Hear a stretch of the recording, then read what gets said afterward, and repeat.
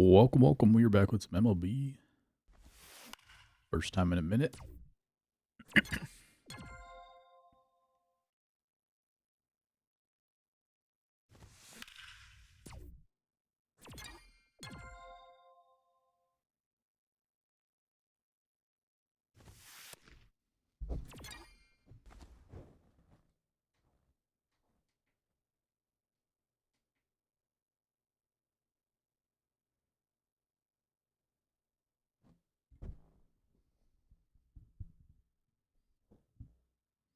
See if the game comes back up. There it is. All right. Let's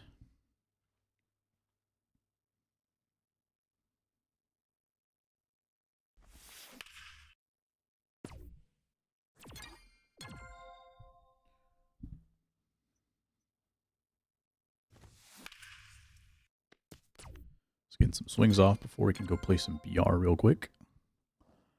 Get the warm up in.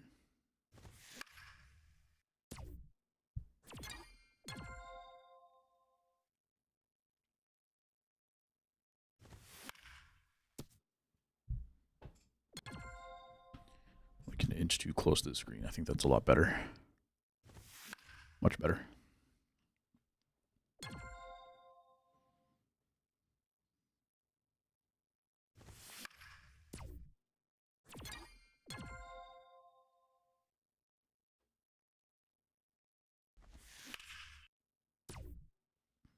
Feeling good so far.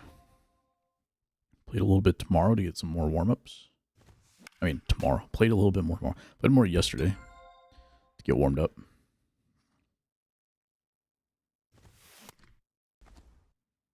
All right, good enough. Let's go draft.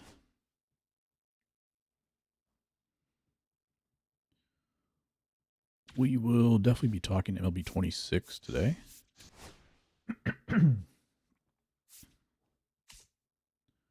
Seeing if there's anything fun here. Carlos Beltran. Did that come out today? Or has he been in the game?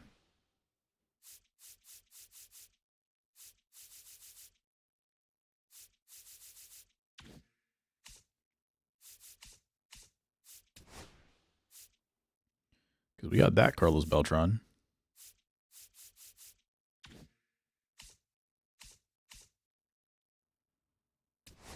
Oh, now and later program. Okay.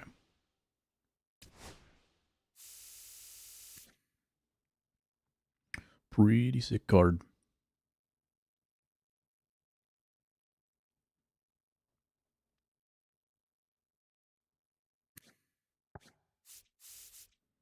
And all you got to do is... Are these just moments?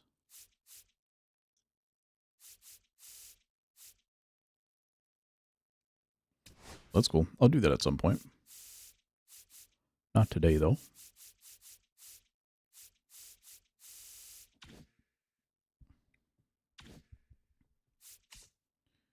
Today, we're going to draft. We're going to play some BR.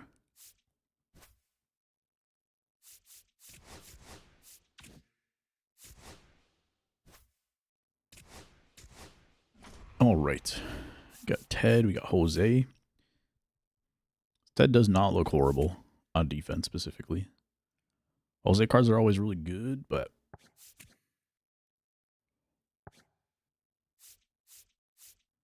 what do I do? They're actually very similar. Jose actually a way better defender.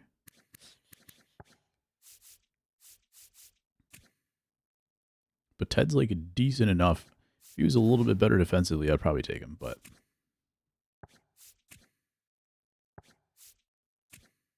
now that we got the bad defense, remember the good defense, we take the bad defense at hopefully at second base. We'll see where he ends up.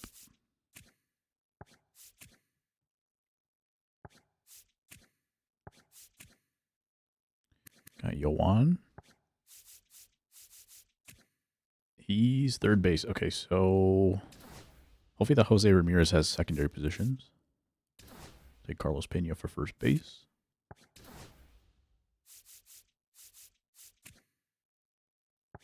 I feel like I was not very good with this Dalton Rushing card at the beginning of the year, but we're going to try him anyway.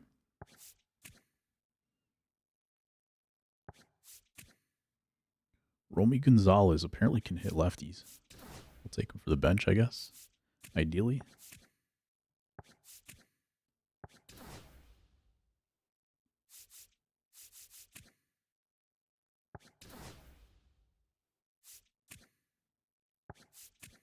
Roman Anthony, my boy. Center field, we're probably going to have to put him in left.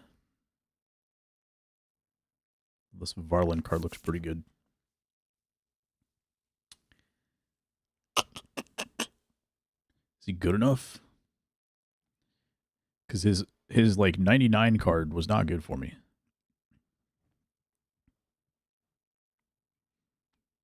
But I feel like I should take him.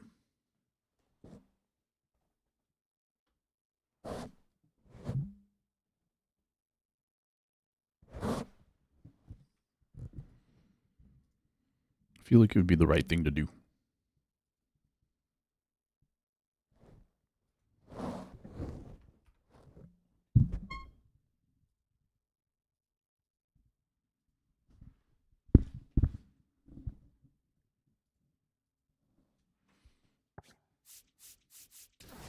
I'm going to risk it with this Varland.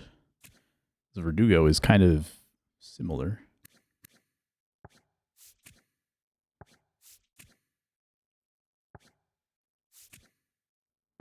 Do we just keep taking pitching? We got one diamond round left. Hopefully we can put them in the outfield.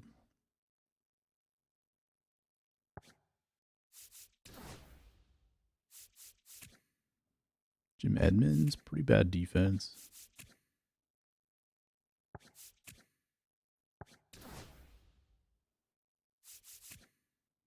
McCutcheon always plays above his stats.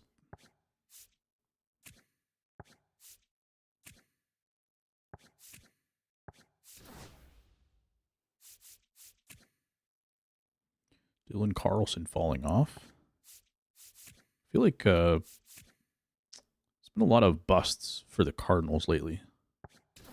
That was the one thing that was keeping them from collapsing for a few years. I think that Santander card's going to be my DH probably.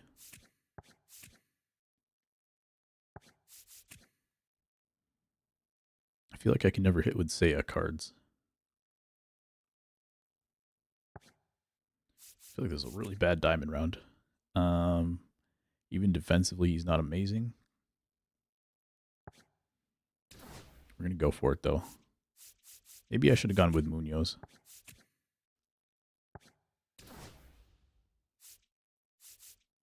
MLB, what up, Zach? MLB is back for now. We'll see how long this lasts. How you doing, sir?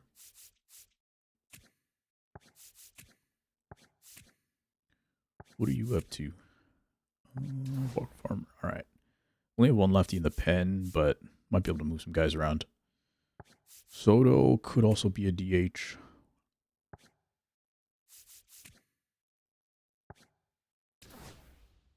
In the new game, good, living life. Nice, nice, nice. Love to hear it.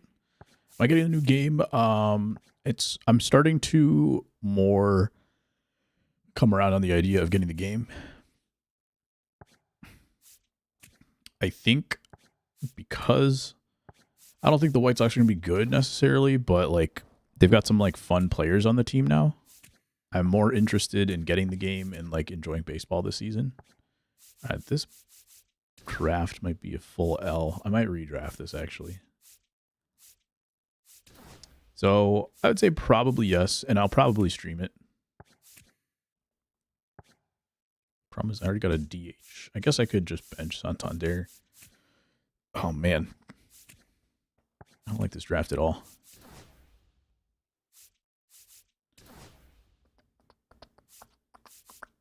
Started off well, though, so I might consider it just for a moment. I'm gonna look at what I have, and then we'll figure it out.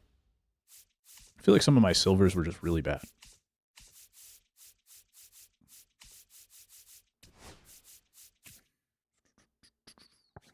I don't hit well with O'Neal cards.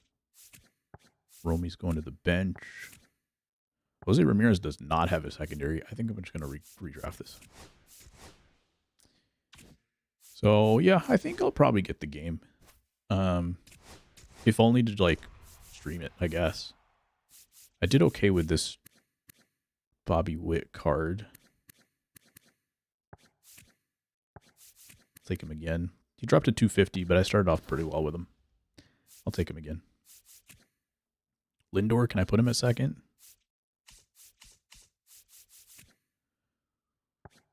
I'll just play one of them out of position, I think.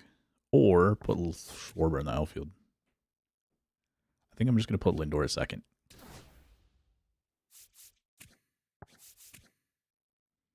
Joey Wendell. I love Joey Wendell. I'm going to take this Joey Wendell card, see what happens. But there's like Overwatch 2 just became Overwatch again. They dropped the 2. So Overwatch is officially back. So I kind of want to play Overwatch as well. But I don't think I'm going to stream Overwatch regardless, so we'll see how it goes.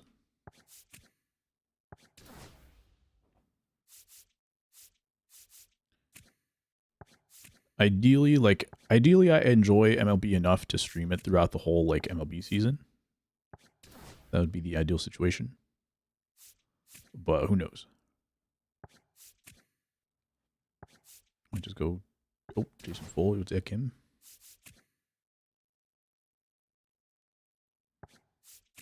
Is this going to end up being a high contact team? Ready for the season? Yes, sir. How you feeling about the Orioles this year? Suter. Man, this might just be a contact team.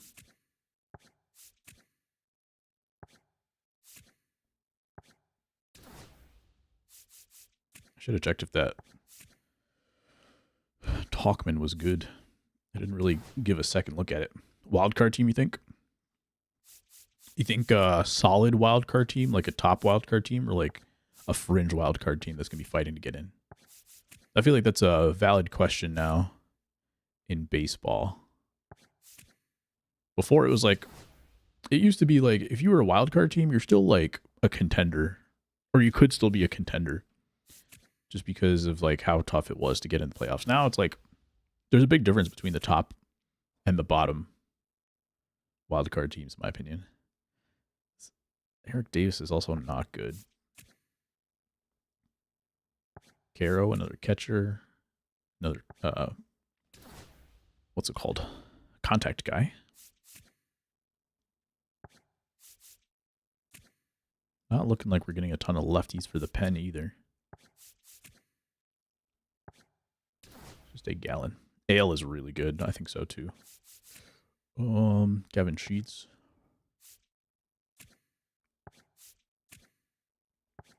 There we go. Lefty for the pen. One more lefty for the pen would be nice. William Contreras. He's like fine, but nothing crazy. We're going to take this Conforto.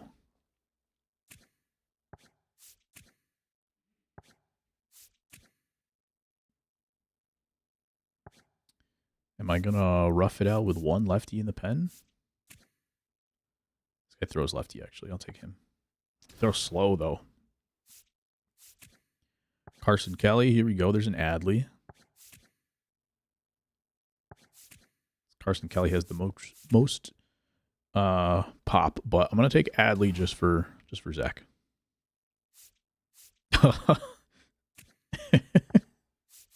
Man, this is really the Zach draft. That's crazy.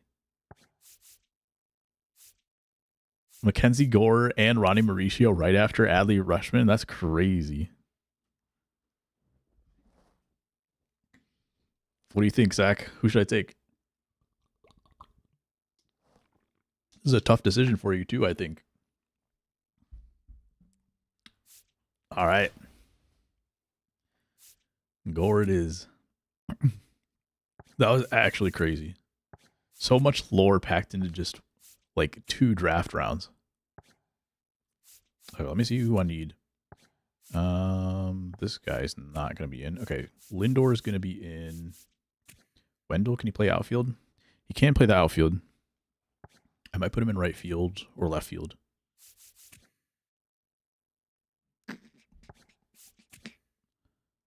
Ideally, I would put Churio in right. Somebody else in center field, but I don't really have anybody to go center.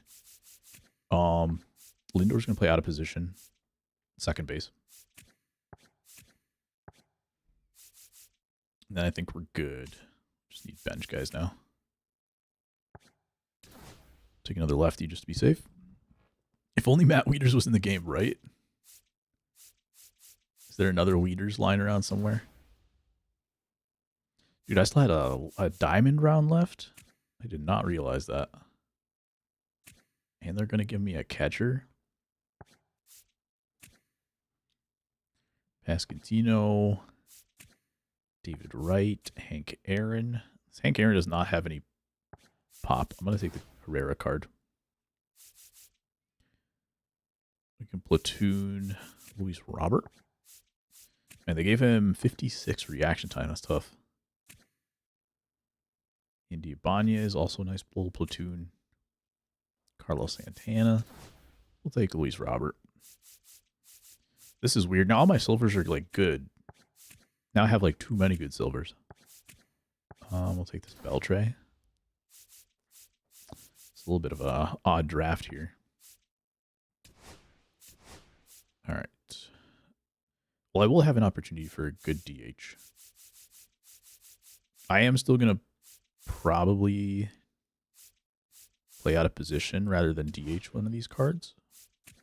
Wendell can just play right field, I guess. Adley, unfortunately, might be going to the bench here. Is anybody here worthy of a DH slot? I could maybe platoon a couple guys. Not sure. Melvin Mora, yeah, that too. I'm leaving after that fair, honestly. But to be fair, he's in the running for my DH spot. Actually, is he a better defender than Ivan Herrera? I think he is. Ivan Herrera actually might end up as my DH. In which case, maybe I should have taken a different card. Yeah, that's what I'll do. I'm going to start him, and I'm actually going to put Herrera DHing. Don't worry, Zach. You don't have to leave. I got you. I got you. All right, we got a decent few lefties here. Wendell. Not a ton of lefty pop, though. It's a lot of lefty contact, guys. Conforto's got these reverse splits. Bullying works, guys. Always. When in doubt, bully. Let's go lead off Wade Boggs. How about that? Lead off Wade Boggs. All right. I don't love this, but we're going to give it a go.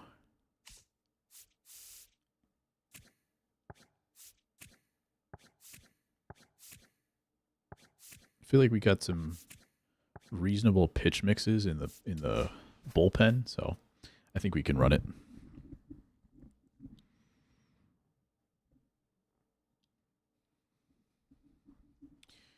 What did you think of the trailer, Zach? Anything catch your eye in there? Or anything new that's been revealed, I guess? Challenge failed. Okay. That gives me a good time to turn crossplay off.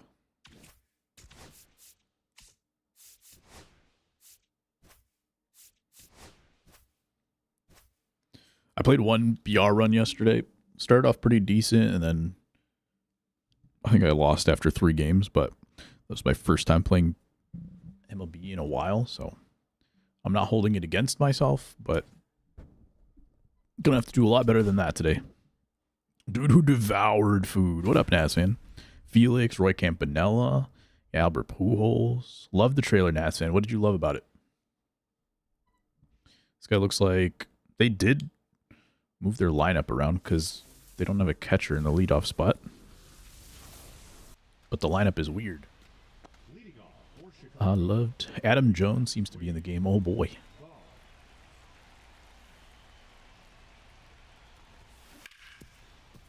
Sounds like the A's theme team is, or sorry, the Orioles theme team is going to be on. Road to the show improved? Did they say anything other than like the amateur experience? 106 off the bat for that swing. I'll take it.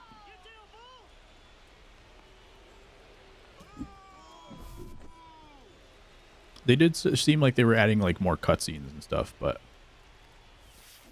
we'll see exactly what they mean by that. I think there's a feature premiere for gameplay tomorrow, right?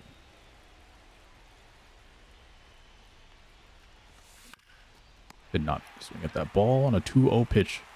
Slider low.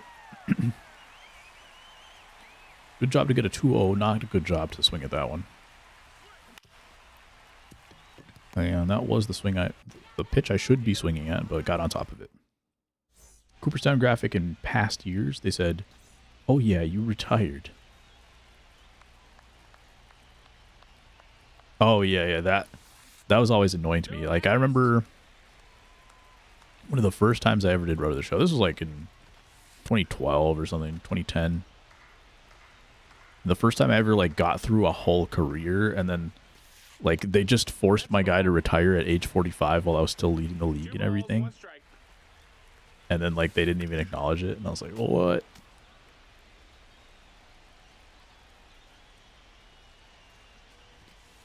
I remember grinding through like the minor leagues. That was the first time I ever like truly played Road to the Show, and it was so much fun. It never quite hit the same after that. Like, I had some fun playing Road to the Show at times, but it never quite hit the same as that first time I ever played Road to the Show. And then they just forced my guy to retire at 45. 2025 gameplay with 1980s graphics. I'll play that game 24/7. Graphics mean nothing to me. I mostly agree, especially for MLB The Show.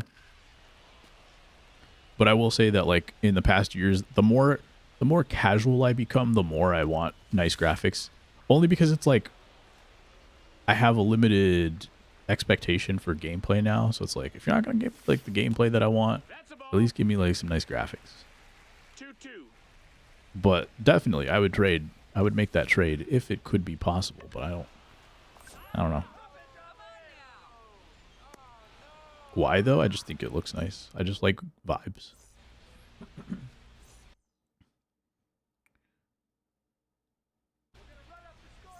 I'm just a snob for vibes. It doesn't matter what the game is either. Like, I just the way the game looks and the way the game like immerses you plays a big impact on whether or not I like the game. That's less true for a sports video game. So it's not really true of MLB The Show. But in other games, it's like, if I can have better graphics, then I want the better graphics.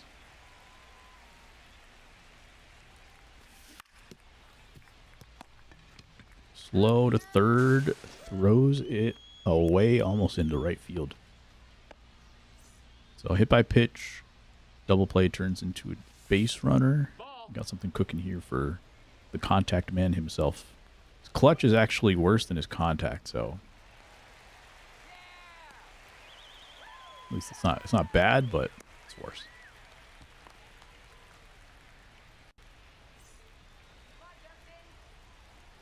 Are you going to be playing any Diamond Dynasty this year, Nats fan?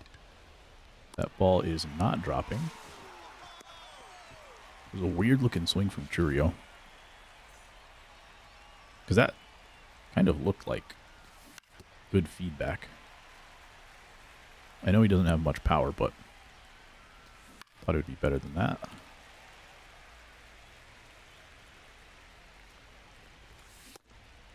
Not a ton of clutch here for Adley either. Very quickly, 2 outs after we had the first 2 guys on. After I did absolutely nothing to get those guys on.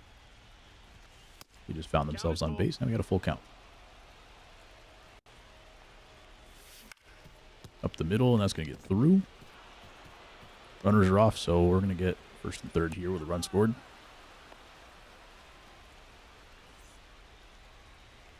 all that being said about graphics, I was watching the beginning of like Kevin God's video today, and he was talking about how the graphics kind of look the same from 2017 until this year, 2025.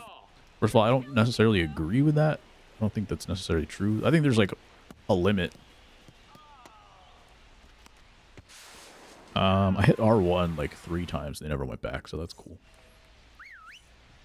I think there's a limit to how good the graphics can get. But I do think like they do look different.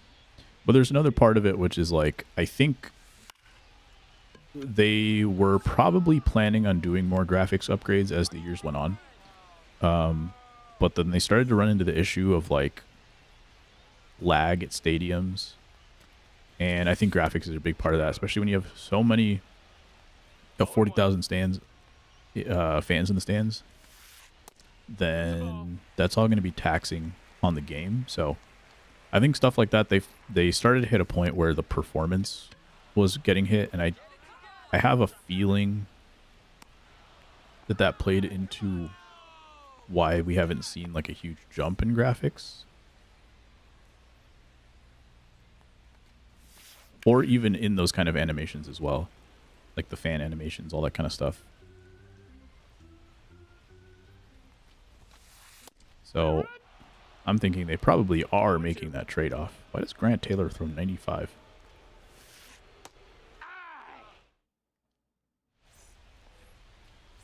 This guy did not get upgraded.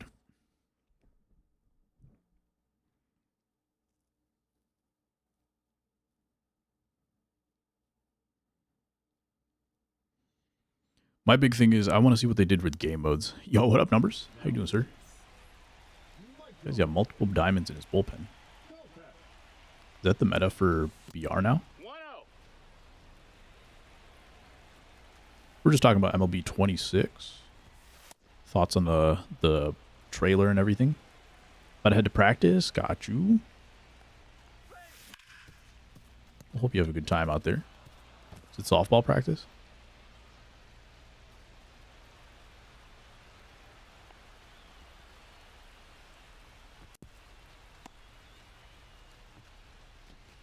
Softball, nice. Enjoy.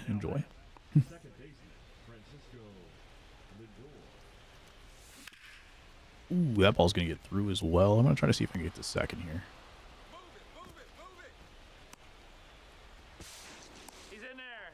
Trey looks the same as every year. Some people were saying it was even worse than usual. I definitely didn't see anything special out of it. But not enough for me to hate on it, I guess. It definitely wasn't like... Well, I can't really tell what the vibe was because I was like kind of watching it while I was working. So I wasn't like locked in. But I was like refreshing the page to kind of like every hour to see if it had gone live. So I would say, looking forward to it. The ball's hit too high. It was hit really hard though.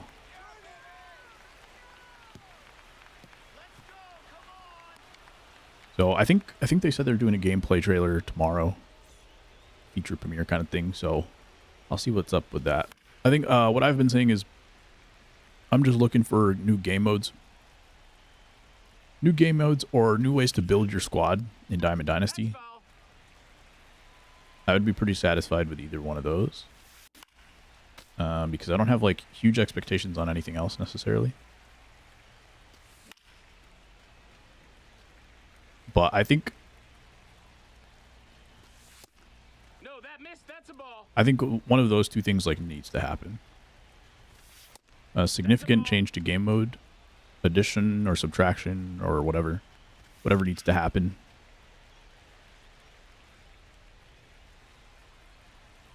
Or a big change in the way like you build your team.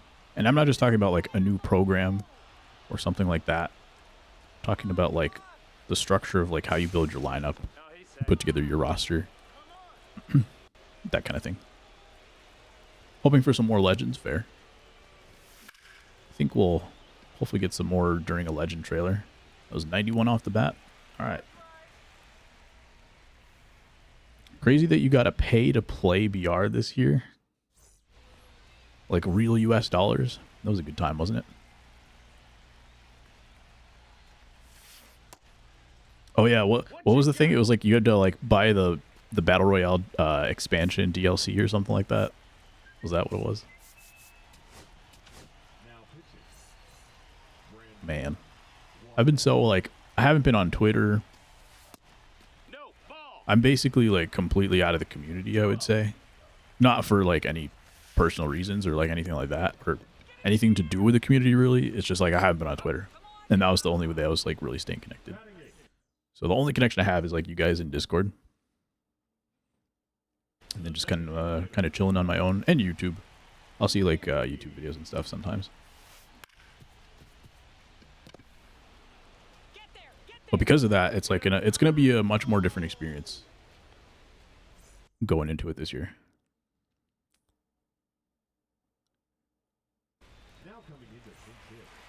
Got Shohei on the bench, all right. The big brain moves. Looks like it's maybe paying off. Pesky pull and get him a home run. I'm guessing they're just doing missions, but like, are people actually playing Battle Royale for the missions in February? Get the new Beltron? I did not. I just saw him when I logged in just now, and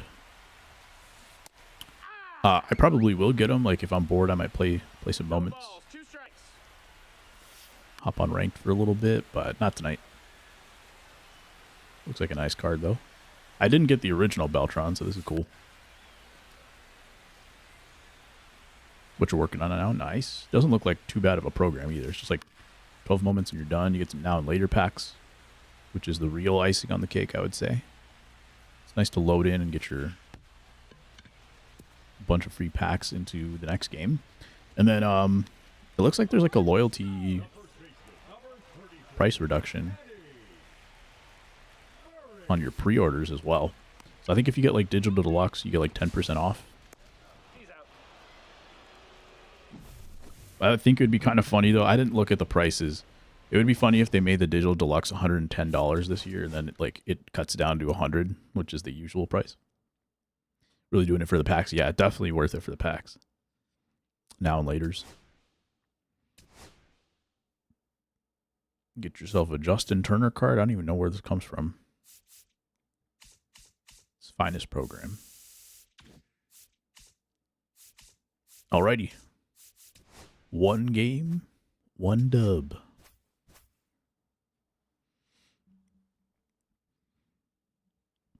I think one other thing, I kind of alluded this at the beginning, but like one of the reasons why I'm like more interested in baseball now is literally just because the White Sox are making any kind of moves.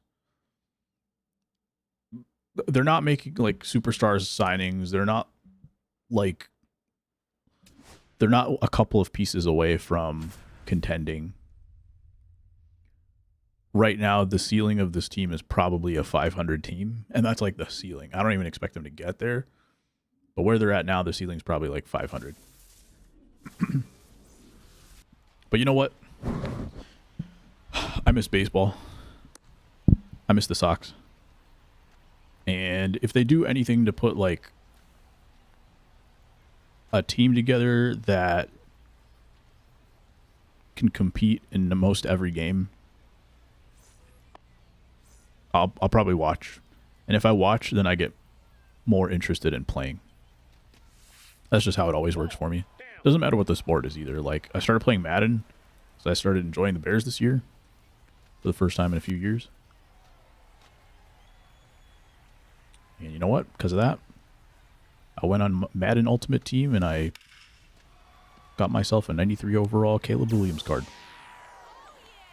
I would just like to have a winning season. Don't the Angels usually get like pretty close to it though? Even though they like act like they are trying to make it to the playoffs. I feel like, don't they usually end up around 500?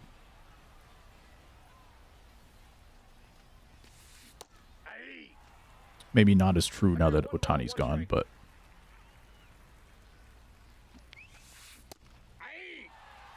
73 wins is the cap. That's tough. I would love to see 73 wins, to be honest.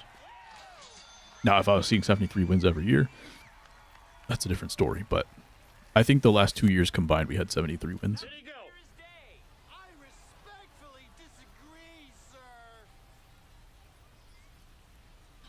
Wait. They had 59 and they had like 41 or 42.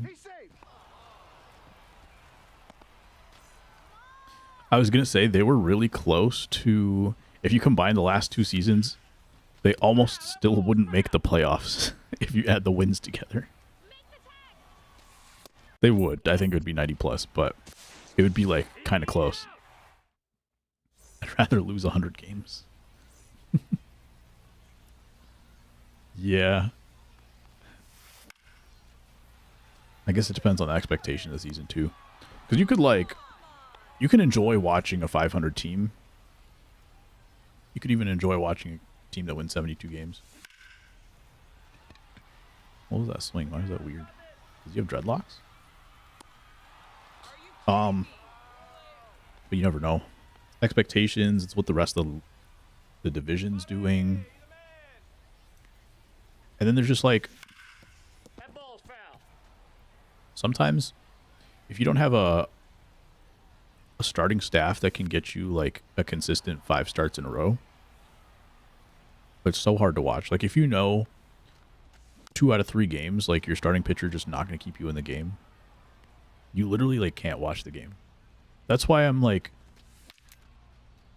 I'm looking forward to watching games. I'm not necessarily excited or I'm not expecting them to win, but I'm looking forward to watching games because I think they've got enough pitching depth where like, yeah, they've got some young guys who are going to fall apart. Like they're not going to have 5 straight good starts in a row, but they have enough like guys that could figure it out. Like it's not like you're just giving up on the season. That was actually what they did after they made the playoffs that year in like 2019 or whatever. The next year they didn't even come into the season with 5 good starters. They had 4 starters and then they had like a 5th, like Michael Kopech was going from the bullpen to being a starter again. And then they had like no depth behind him. So they basically came into the season after a playoff season. They came in with 4 starting pitchers. And I remember saying at the time that was like pretty much unacceptable. Like it's not going to win them anything. Yeah, that's exactly how it played out. I still enjoy it, but I'm sick in the head. Looking forward to watching Grayson Rodriguez pitch. Yeah. I forgot about that move. What was it for Taylor Ward?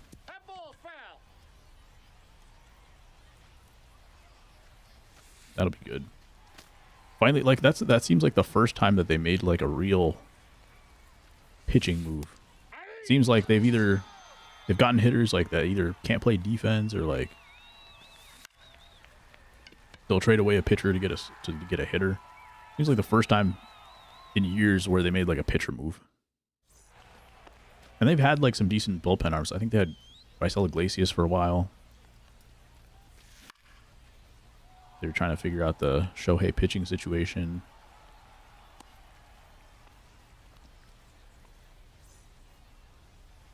That is the nice thing. I will say about the White Sox. Well, there was a period of time in like the 2010s where they were like leading the league in like quality starts or whatever, but they could never put a good like offensive lineup together. And they weren't like amazing at pitching. They were just putting together quality starts. Like they had some good seasons of really good starters or really like decent starters. But since then, they've still had like superstar pitching. Every year or two, they end up with like just making an absolute machine in the starting rotation. Generally, like they have one of the best lefty starters in the league.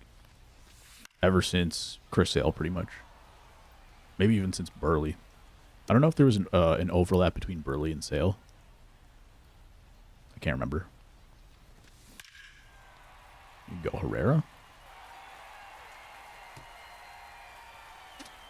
But it was like Burley, Sale. You could even say Quintana for a year or two, but he pitched with Chris Sale. And then when Sale left, I think Quintana was not very good. But I would put him in that category for a couple of years.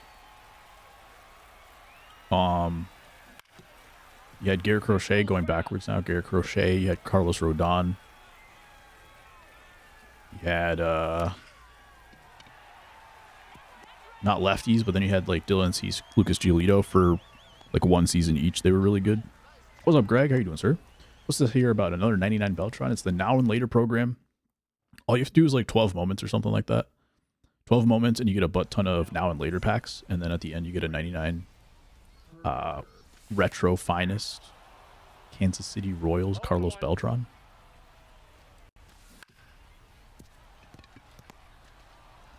So it looks like a pretty nice little program. Don't think there was? Okay. But, yeah, that's some... They always had like one or two guys at the top of the rotation that were really good.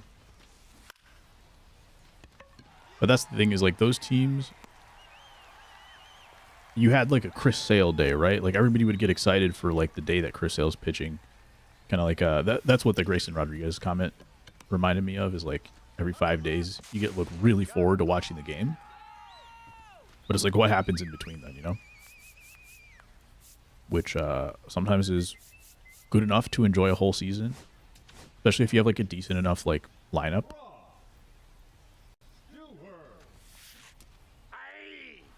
But sometimes the other starters are just so bad, like they're not even like major league pitchers.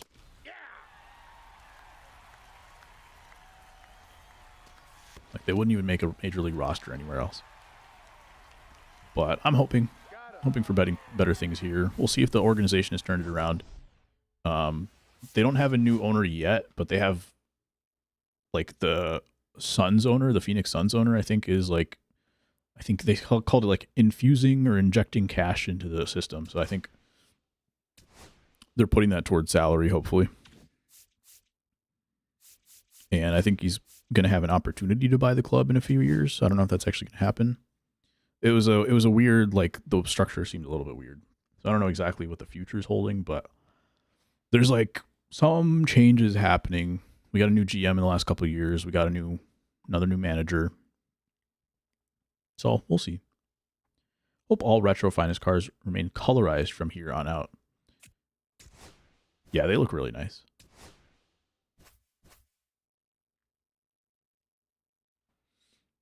What did you think of the trailer, Greg? Any thoughts? 2-0 so far in this BR run.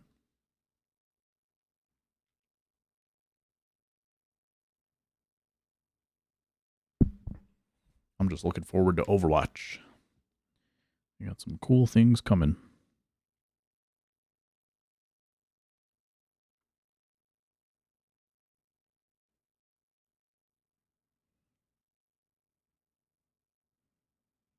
Still some free agent starters left. Let's see who this is.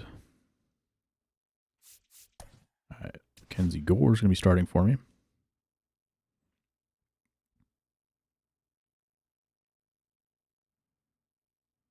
Zach Littell. Chris Bassett is available. Justin Verlander is available. All right.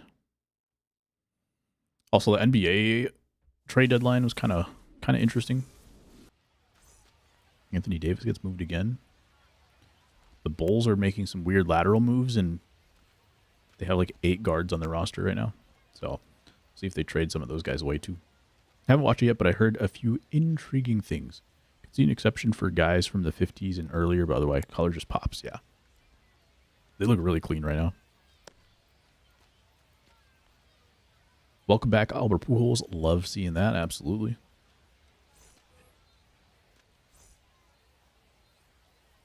He wasn't gone for too long, huh?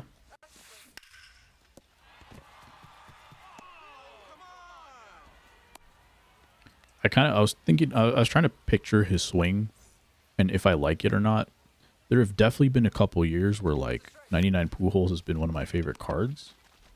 And then there's like that flashback Pujols card, which has like a really weird swing. A really weird stance, I should say. I've also had years where like his swing was too rigid for me. Even his 99 card. I couldn't hit well with him. So we will see.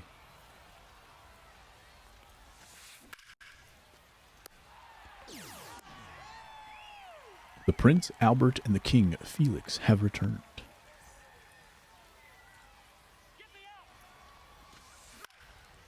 Yeah, I feel like the last... What was the last season we had Felix Hernandez in the game? Was it all the way back in 18? Or am I completely forgetting something?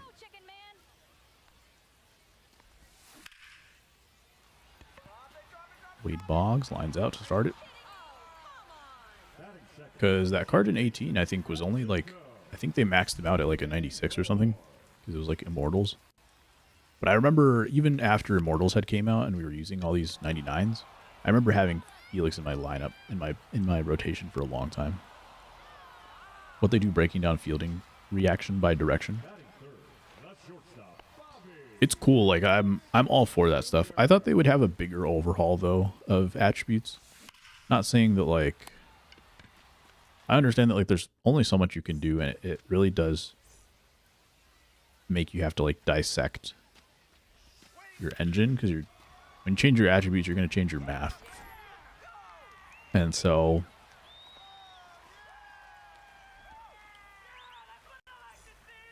I feel like maybe reaction, like directional reaction, is the only thing that they could do without having to like, I don't know if this makes sense, but like to decouple all the information. So now you can kind of just say, okay, right, left, up, down, and then you're going to have this stuff applied to it. Whereas when you talk about like hitting, there's so many variables and like everything's happening. Every little movement can have an effect. So it's not the same as just splitting a category into 4. And then just blending it a little bit. So I'm kind of explaining myself into why they might not have done that and done a whole like ratings overhaul, attributes overhaul, but it's cool. It's a good start. No earlier than 20. Okay. Ks and walks per 9 split between left and right-handed batters. Oh, is that what they were saying? I read it a couple times and I didn't understand for some reason. So right and left-handed for each. Yeah, I think that's good. He's safe. Make the righties and lefties even more specialist. It's going to be tough. The weird thing is, like, the more you break down attributes, also the more, like, the more you can get stuck into a meta of, like, the actual cards to use. Because you might be like, okay, this lefty's great, but you can't pitch against righties at all. So now this lefty that I could have used last year, I can't use at all now. Especially with like the 3-batter minimum, all that kind of stuff. So all of a sudden, a card that was viable before, now you're limiting which cards might be viable throughout the year.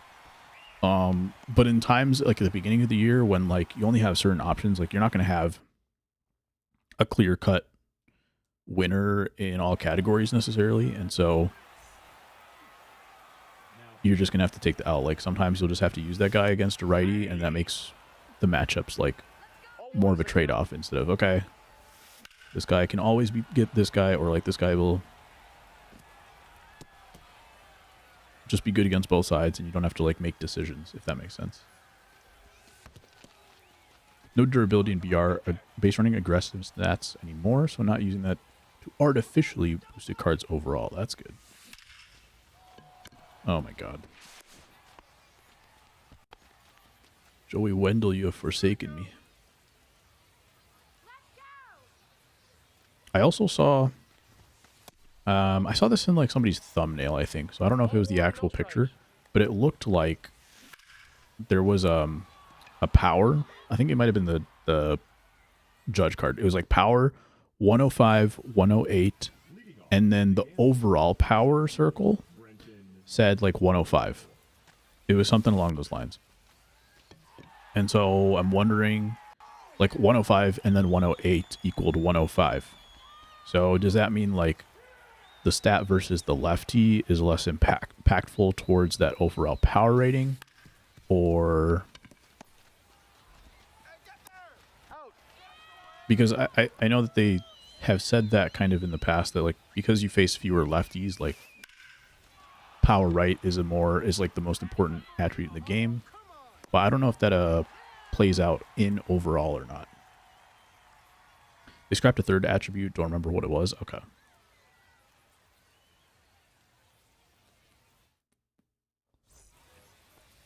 Leading off for Chicago, the catcher, Adley Rutschman. I wonder if they'll still have those in like franchise mode. And that would be kind of cool too if they like just overhaul a bunch of attributes in franchise only so that they can test them. Not necessarily have them affect like online play until the future.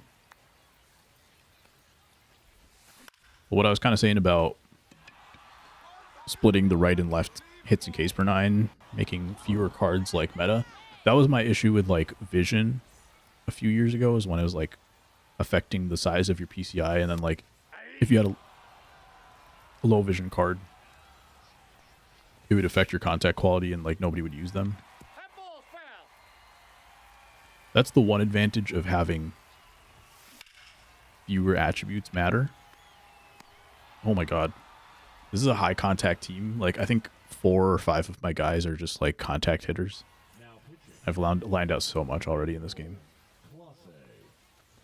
Are they really going to make me play in Coors Field? Bear down pitching. Bears watching. Where's new attributes have been created for catchers? Pop-up time. Oh yeah. Pop-up time is 1. I don't think they have other attributes. I think it's just pop time from what I saw in their blog. So bear down pitching, and then there's big zone hitting. Should be interesting. I wonder if that just means they're going to have like quadrants. That one almost got caught too. I wonder if they're just going to have like quadrants to hit with and you like can't move your PCI. Kind of like directional, but with zones instead.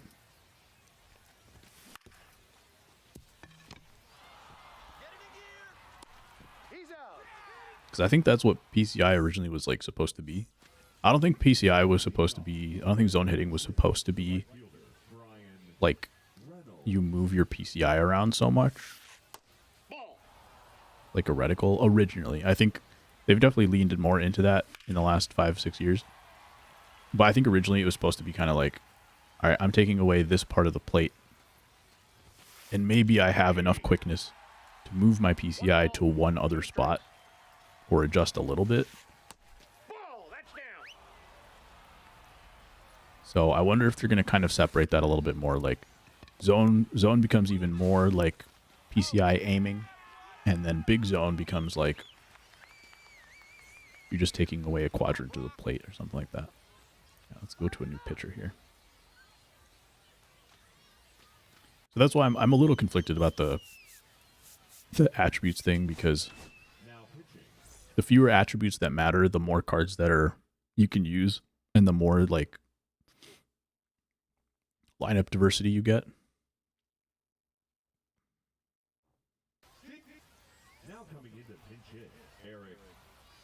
But at some point, like, you just get all these guys that are all kind of the same player by the end of the year, and so it kind of doesn't matter. So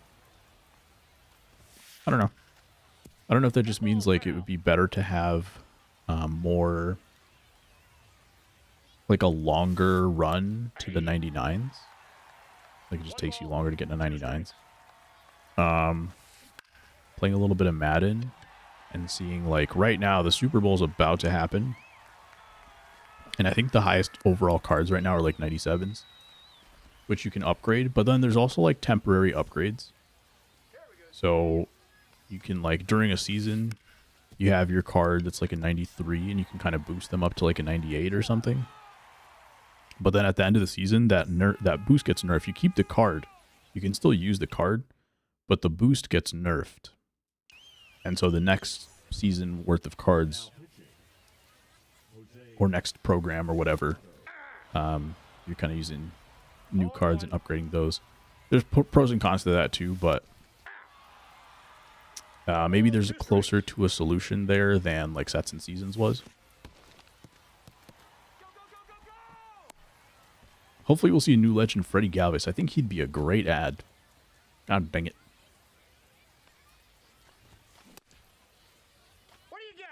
You can get the international cover to be Freddy Galvis. That would be crazy. Get out of play, thank you.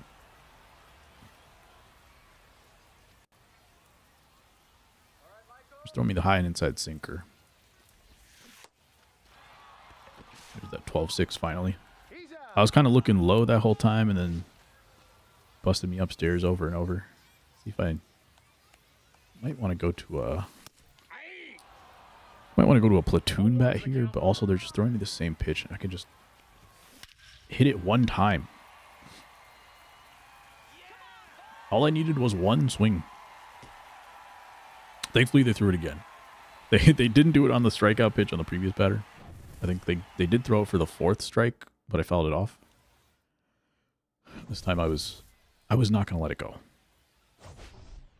Thank goodness.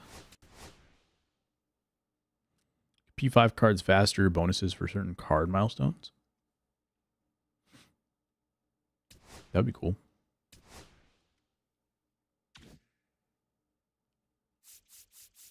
I think like there's probably something they can do with like seasonal like PXP caps or something.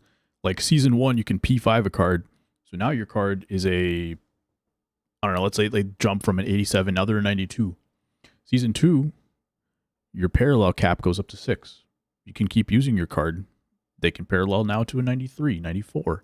By the end of the year, they can parallel up to a 99.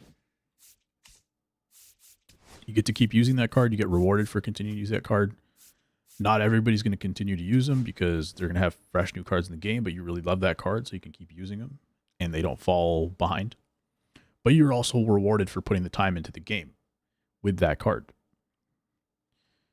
Because you could do a new program, get new cards, but they just want you to keep playing the game. So what if you just rewarded you for continuing to play the game? Because that's the thing, is like they want you to do fresh new stuff so that you keep playing the game. But what if you had cool old stuff that continued to make you want to play the game?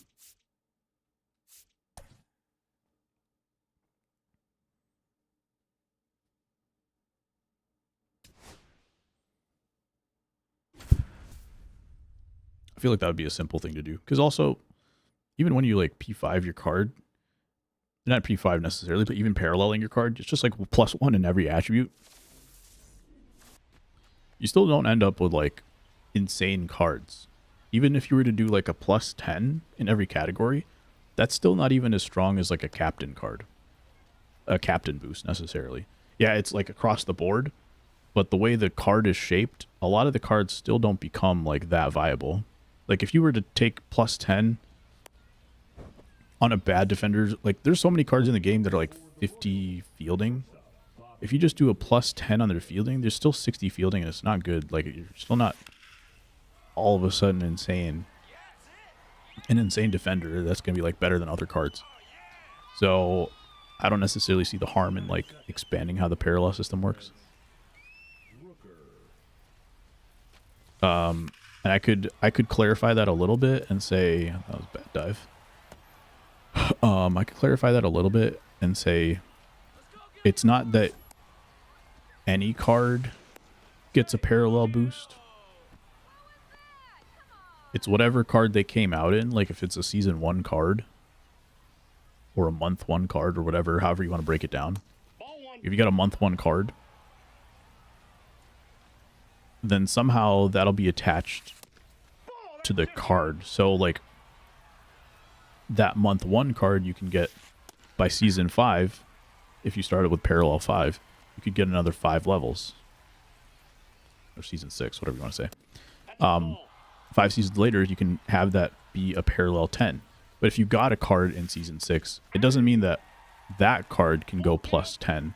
That card can still only go +5. It's just every season they get another one added to it. It's not that the cap of all cards goes to the maximum, because I think that's where the trouble could come in, is that, okay, all of a sudden you have these like 98 overalls that are getting plus 10s everywhere and they're insane. I'm not saying that, but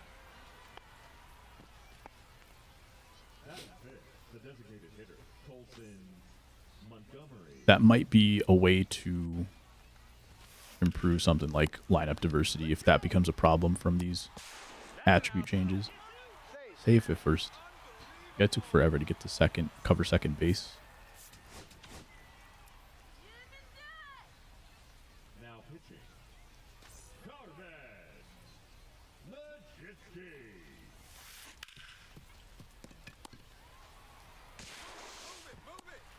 I did really think that PXP like could have been so much more. Captains could have been so much more, but they still haven't figured it out, unfortunately. I haven't really seen what people have been thinking of the captain programs. I don't know if you guys have an opinion on these like postseason captain programs. But as someone who stopped playing the game and didn't really pay attention too much, it seems kind of pointless. I don't know if you guys feel the same way. Francisco Lindor.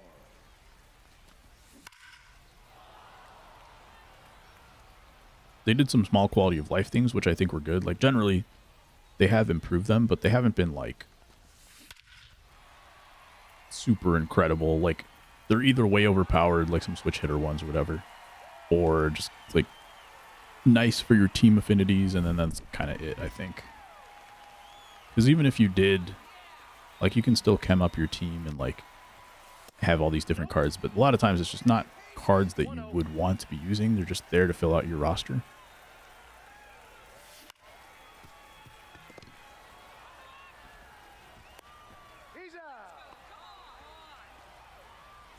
So we'll see. I don't know if like duos are a better kind of thing. I know other games have other ways to do chemistries and duos and stuff like that, but don't necessarily know what the answer is for MLB. I feel like captain still makes the most sense to be like the baseball thing. I don't know. Duos don't make a ton of sense other than like pitcher catcher, and there's not that many good catchers. Like there's a lot of ways it wouldn't make sense.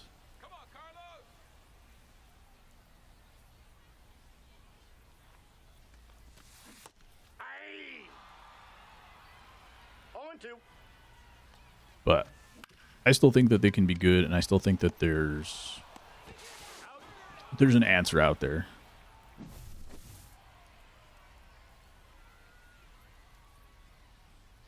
All right, tied up the game in the first.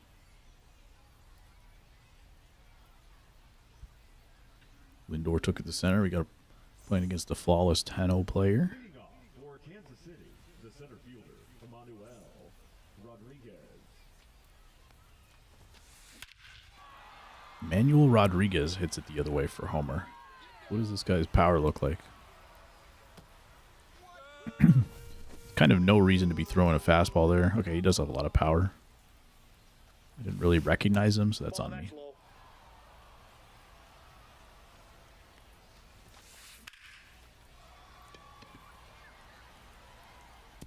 Wendell can't get that one either. My outfield is not very good. It's fine, but it's not good. Prefer 24 captains, in which each theme team had a single hitter/pitcher. Now they can slowly update the card's attributes throughout the year.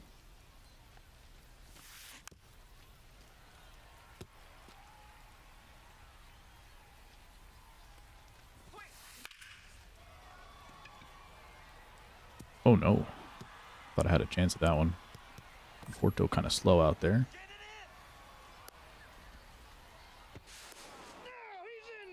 Slowly update the card's attributes throughout the year. So you're saying like the boost of that captain increased throughout the year? Is that what happened? Yeah, I think that's more of what I was getting at. I think that's a good throw. Oh, he doesn't have an arm. The boost of the captain. I should have taken this guy out. I'll go two. or the boost of like the seasons and stuff like that in Madden that I was kind of talking about. I think that's more in line. I would be up for that kind of improving over the course of the year. I wouldn't even mind if you had to like continue to do stuff. Like let's say your captain's team affinity boost requires you to like do more missions, like you were saying. Like the milestones for the PXP. Maybe even like the higher your team PXP is, like it's also a multiplier for the rest of the guys on your team. Specifically for like captain players or team affinity, like theme teams. Like your base captain boost is like +5. And then you know how it's like says, okay, if you have 5 of these players, if you have 12 of these players, if you have 18 of these players, then you get like these additional boosts.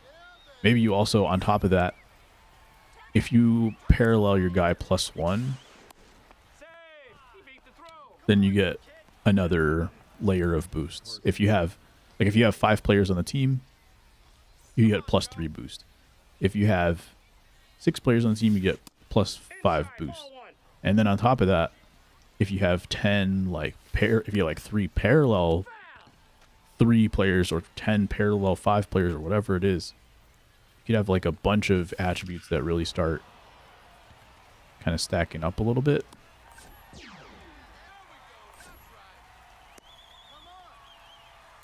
And I think it would be a lot less samey, because that's one of the problems with the captains. It's like, okay, you just put, there's only like 13 cards in the game that fit this category. And so if you and your opponent are both using this theme team, then like all of a sudden you have the same team and the attributes are exactly the same. I don't know.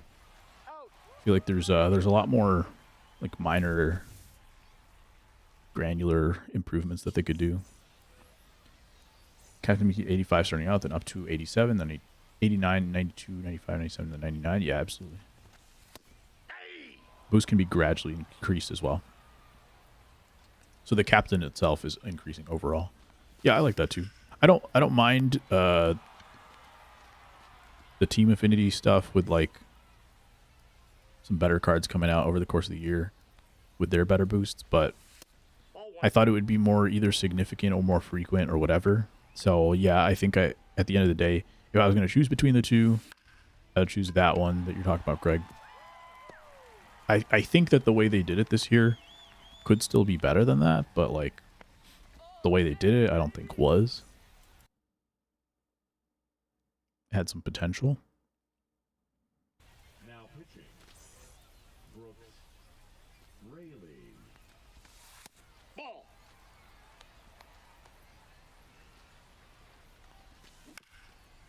And I don't know. It might be enough, like, because I've been talking about either big changes to modes or big changes to the way the games, the rosters are built. I think captains have enough potential to do that. Like, maybe you want your game to be captain-centric. At least for a year. Like, maybe... I don't know. Maybe they can just do that for a year. Kind of make it so that you really want there to be a captain throughout the whole season. But it can't just be like you're going to end up with the same teams over and over. There has to be a way to make it like increase the variability. Like,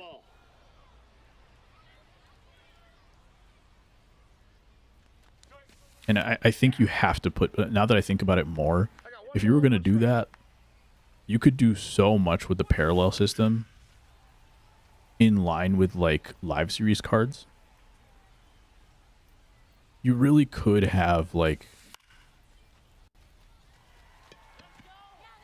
an all bronze team with these attributes boosted. Because that's what I thought that was going to happen when Captains first came out. It was like, okay, cool. Now, the first like month or two of the season, I can bring out like all my average live series cards and have them be competitive if I put a little bit of extra work into it. It didn't really work that way, but I feel like if you really factor in parallel XP, then you don't have to break the way that the live series cards work. You can just have someone grind and upgrade their cards like that, and then give them additional boosts. So it's not just free. That's the other thing. It's not just like you hand it to them. They really have to work to make those cards better than other cards, or like competitive with other cards. But then they have like a way more unique team than anyone else is going to have, which I think is part of the fun of Diamond Dynasty, especially when you start doing like these challenges or you just want something new. Part of the fun is just like making your team look a lot different than everybody else's. I needed that bloop because the last game, I still won the game, but like I had so many lineouts in that game. Insert some serious... Get up, ball. Thank you. 2 homers for Lindor in this game. Might as well get this out of the way. Insert some requests for serious upgrades to the uniform editor. Yes, sir. You already know. Bobby Witt's down to a 143. I don't think it's his fault. I've been swinging at pitches like that.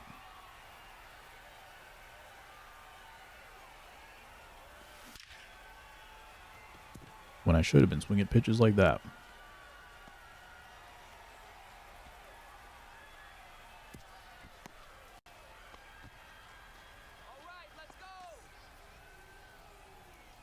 Conforto versus the lefty. He does have better numbers against lefties. Except for the clutch, I guess. Pena had a homer against the lefty last game. Against an up and in sinker. So I'm going to keep him in. I know you can hit that pitch now. Right up the middle and through. Perfect. Tying runs at the plate.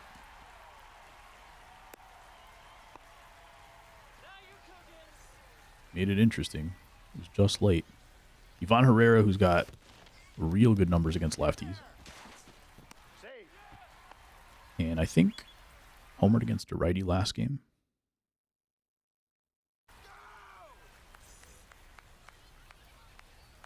Now pitching. Edward Oh, no. Pizarro. Awesome.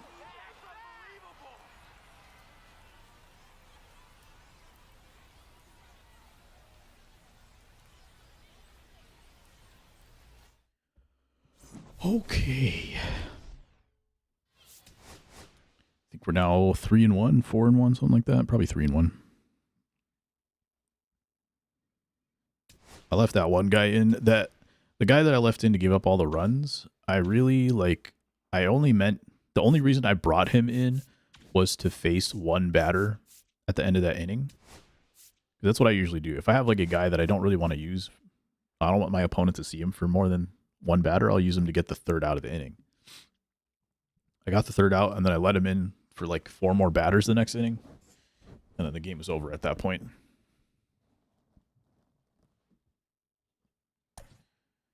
That's a mental error. It's bad coaching.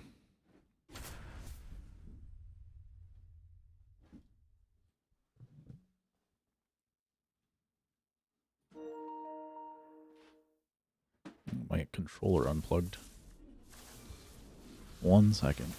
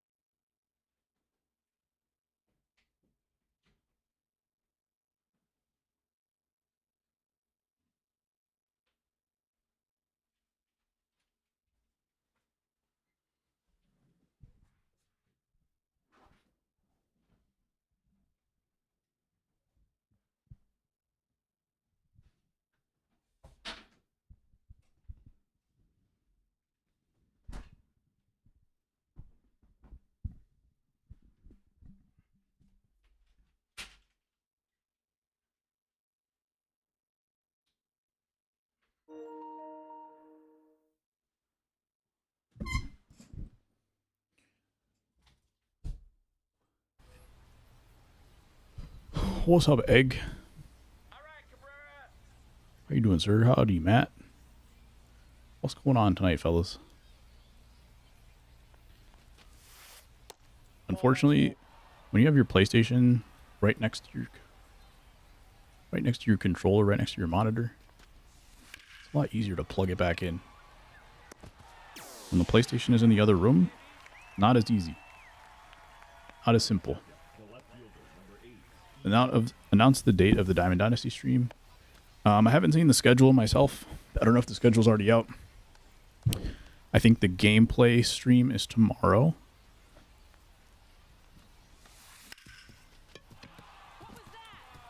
And I would assume the Diamond Dynasty stream is going to be at the end of the year. See some show happening, yes sir. Or talking show, we're talking the trailer. Talking MLB. And everything in between. Want to know if we find out if separate multiplayer programs are back? That's a great point. I think in the end we decided that it didn't feel very good. So I'm looking forward to if they bring those back as well. I do think that like the way that programs work is very important. But to me it's not the most important thing this year. I'm still on the roster building and game modes train. I think those are way more pressing. In other years, I would say that that's one of the more important. Like, I think that's probably the most important part of content, to figure out how they're doing the multiplayer stuff. There's real benefits to that, the way that they did it, and then like most of it just kind of killed a couple of the modes. And I'm hoping it's just a matter of like, okay, they wanted people to just play ranked this year because of like fewer players, because they finally got rid of old gen consoles. So I'm hoping it was just that, and that like they have enough bounce back. They've kind of calibrated how many people are going to be playing their online modes, and they don't need to worry about the player base being split too much.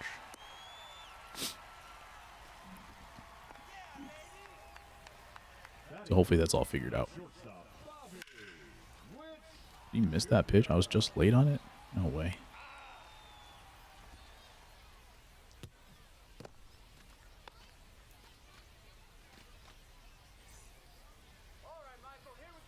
They wanted me to hook that ball right down the pole.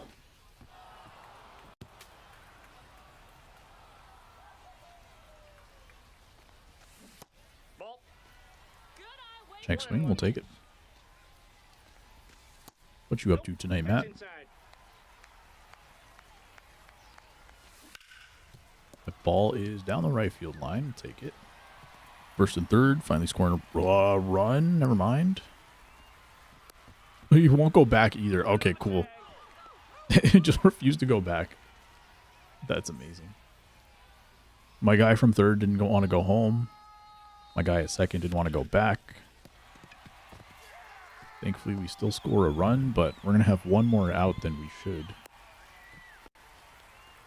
And one less run than we should.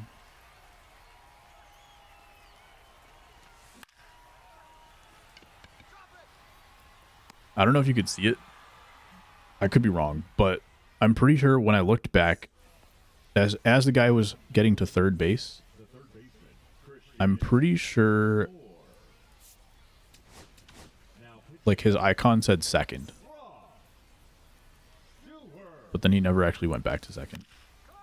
I know he was trying, like I did send him to third at first, but as he was getting to third and I realized my guy from third never left, I'm pretty sure the icon said second. For a moment when I sent him back, and it never did anything. 1 ball, 2 strikes.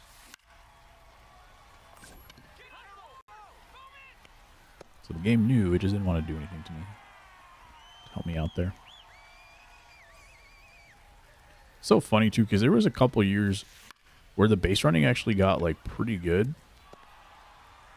The base running and the fielding like quick throws, avoiding rundown, stuff like that. There were a couple years where it was, I'd say, like pretty good. You weren't getting cheesed if you like had any sort of like anticipation of how they were going to try to cheese you. But now it's kind of back to like weird stuff happening where someone tries to cheese you. You never know if the guy's going to throw the ball. They're just going to pump fake and stand there. That kind of stuff is still a mess. Or now has become a mess again somehow. Last few years.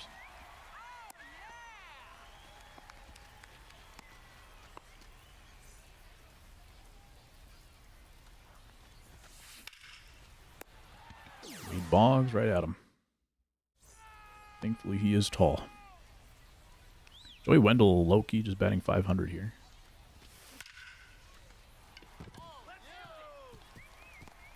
The one contact guy I can rely on. He does have a perfect line out in this run, but that's okay.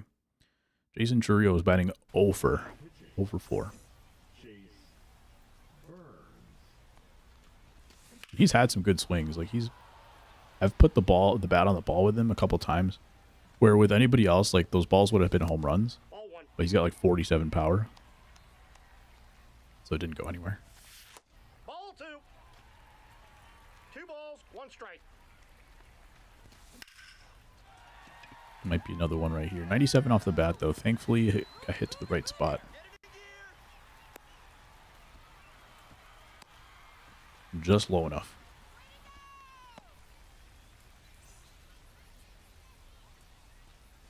He gets off the Schneid. Adley, 90 off the bat. This should drive in 1. Hopefully get the guy to third base. We're looking good. Setting up for another one. Wade Boggs coming up next. Bottom of the order doing something this time for once.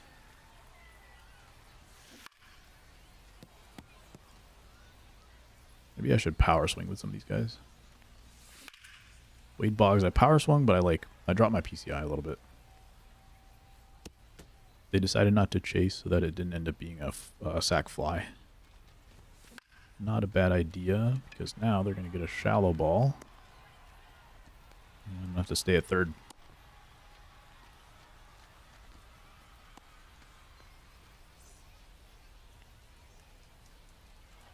Lindor put him on first. Bobby Witt, let's see if they pitch to Bobby Witt.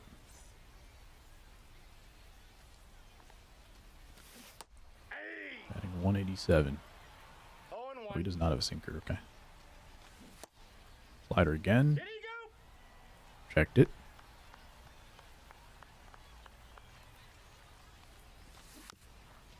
Slider again. A little bit low. Slider again. Got me good. Alright, looking to close this game now. Switch, lefty.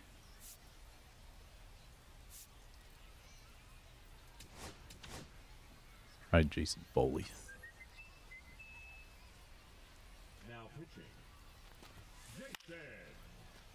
One pitch, one out.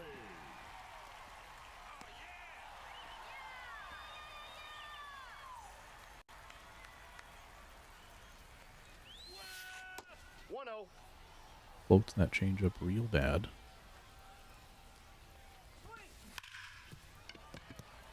Knocked down at first. Not the most speed. It was getting dicey for a second.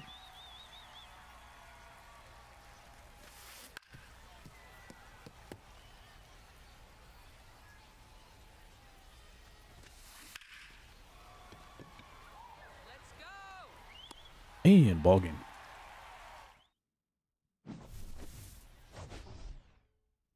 All right, I didn't do what I did yesterday, which is I won the first 3, then I lost one, and then I lost the next one. So already making improvement.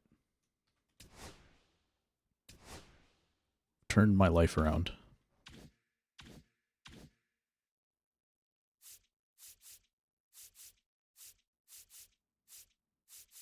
Just a bunch of cards and some.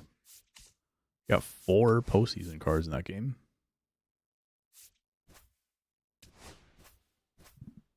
I'll take it. I can hear you now. Hello, Matt. Fromber to Detroit. Interesting. Hopefully the catcher is wearing double catcher's gear.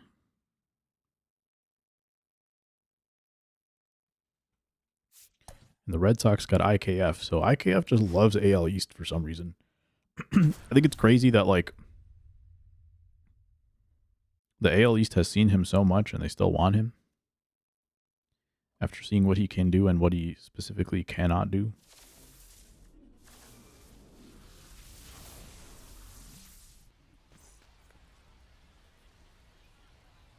What you up to tonight, Matt?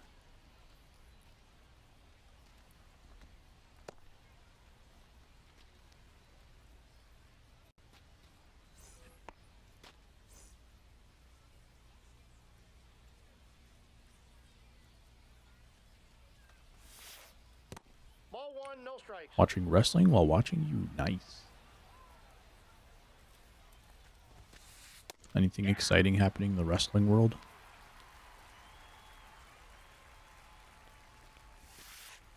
Ball, that's inside.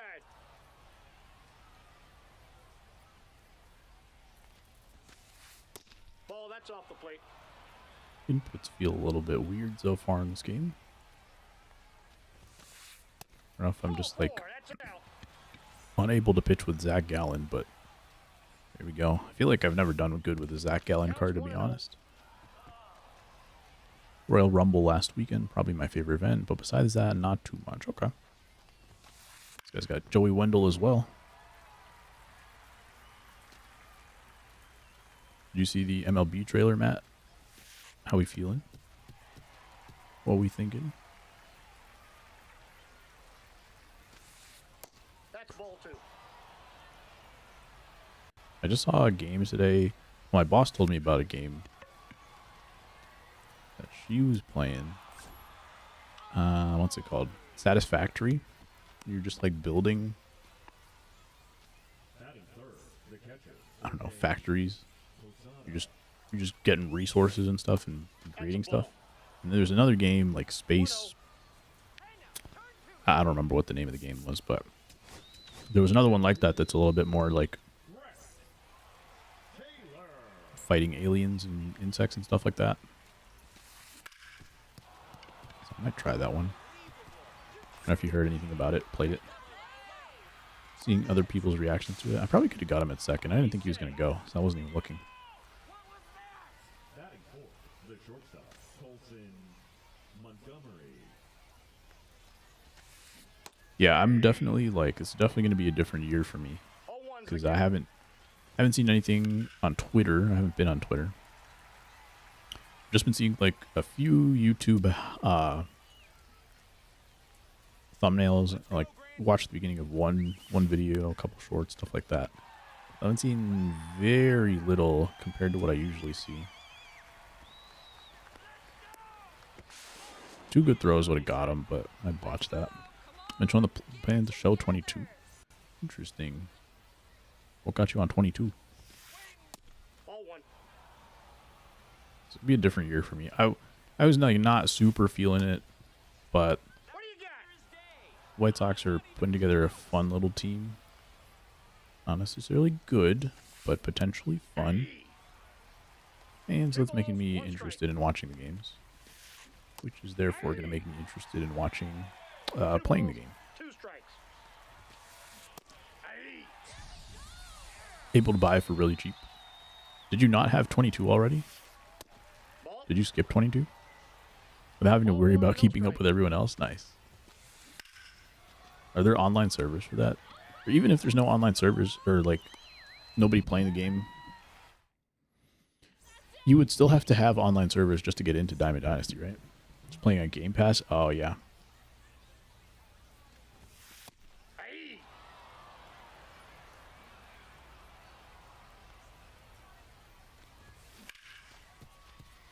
And Wade Boggs not getting it done for me in this run. For now. I assume they'll turn off as soon as like the new game comes on. I feel like they do like 3 years at a time. Something like that.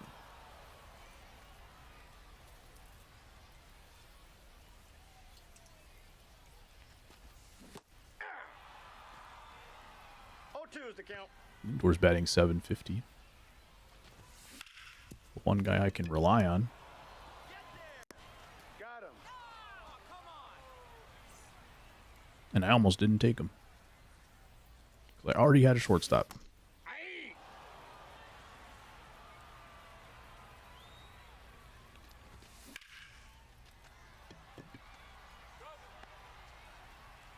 Just late with Bobby Witt.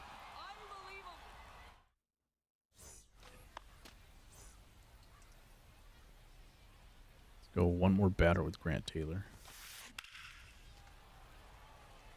Peta was ready for that ball.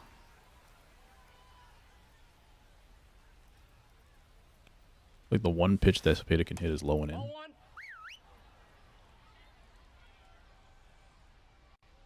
And I tried there twice. Yep, that ball went out.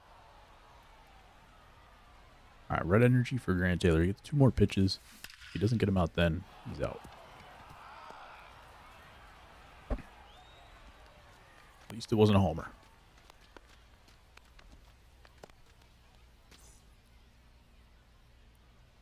All right, 2 lefties coming up. Now pitching. Steven. He gave me a strike on that one. I'll take it. 0-1. Nope. 1 ball, 1 strike. Come on, come on. There we go. A nice little quick turn for once.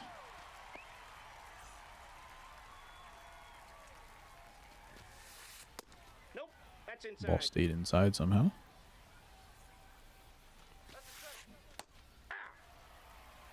One and one. Out.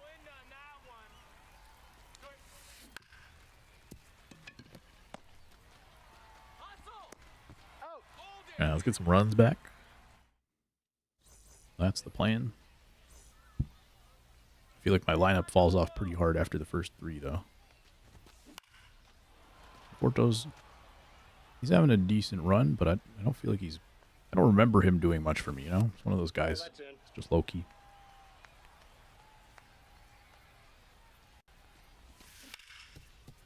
Get through, though. Thought he might take 1 too many steps when he got up, but no. He fired it. The first baseman, Carlos 385 for Pena. Pena. Just under that one.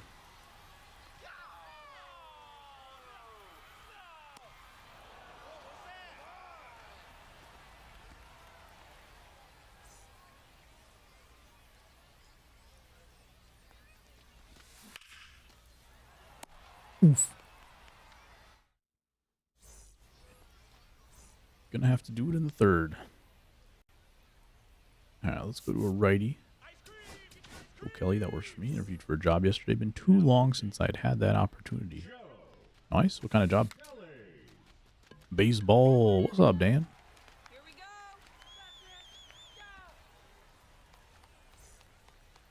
Happy Wednesday to you, sir.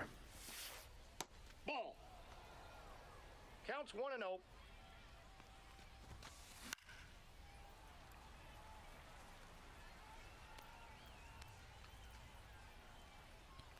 We are playing some baseball, talking about the new trailer Ball inside. about MLB 26. Talking about IKF to the Red Sox. The biggest trade of the biggest signing of the offseason. White Sox got another player. They made a trade for, well, they signed Austin Hayes. They made a trade for Jordan Hicks. Now batting, shortstop Colson Montgomery. What else did they do?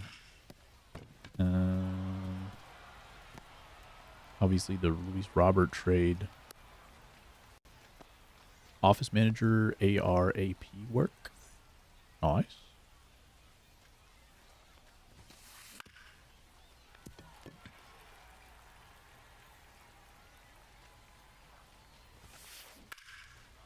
Soon that's going to be helpful in tax season. Get their Churro. No. Timeout. That hopped over. Thankfully, it went over the fence. Otherwise, that's an additional run. Porto with a horrible jump. That one might bury me.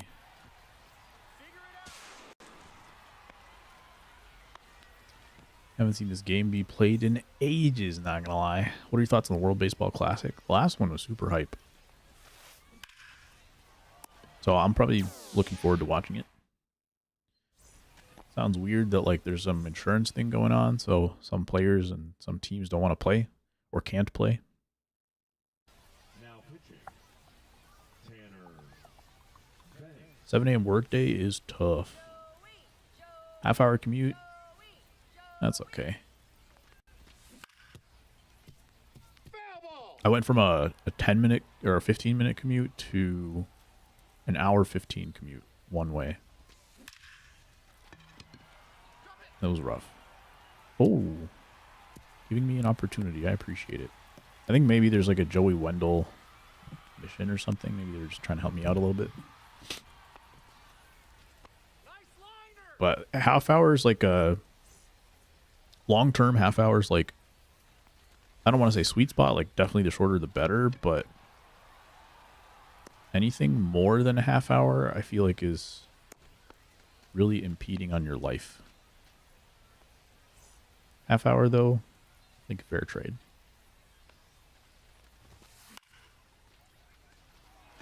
On. 65 is a good place to start too. What time would you get done, Greg?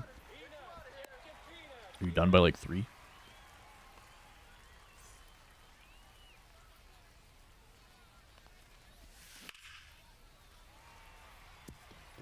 My office starts at 7:30, but it's pretty relaxed, and I'm hybrid, so it's not the worst.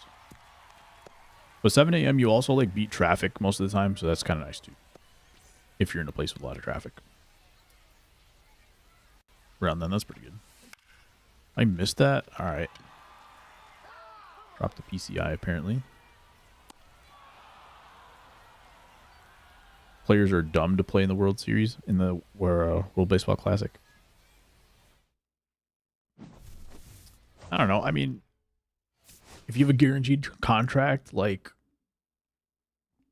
that's the thing, right? Like, from their perspective, they're not like losing anything. Even if they lose a season, if you've got a guaranteed contract. If you were to get injured. I think it's kind of fair-ish to say, like, it's annoying for someone on your team to do that and then get injured. Like, as a fan, I think it's fair to say that. It's definitely not like a MLB team first kind of mentality necessarily. But at the end of the day, like, the feeling for a lot of players is that it's kind of what they're living for. Like, they want the opportunity to represent their country. And so, like, it's not team first or whatever, but like, I think there's a lot of players who would give up, I don't know, especially towards the end of the career or whatever. They might sacrifice money or contract or whatever to be able to represent their country. Like,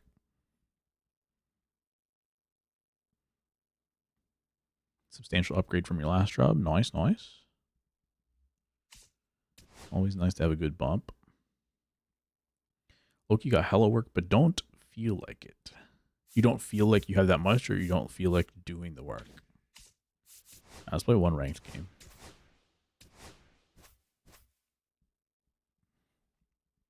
There's more to baseball than just the MLB. So yeah, international competitors are often thought of as top of the top in sports. No work, please, just sleeps. Yeah, that would be nice, wouldn't it?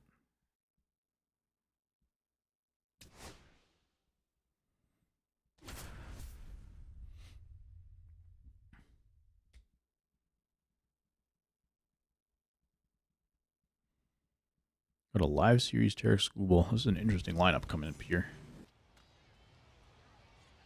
I didn't really get a great look at the lineup, but I don't think that was a Tigers theme team, was it? Ray Turner's batting 176. Maybe we can do something against 85 Terry School. Or maybe not. Let's go.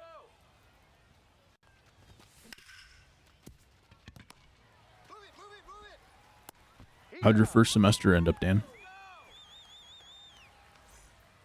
Batting second. Tougher than you thought? Easier than you thought? Just right? There you go, Corey Seager. Deep and out of here.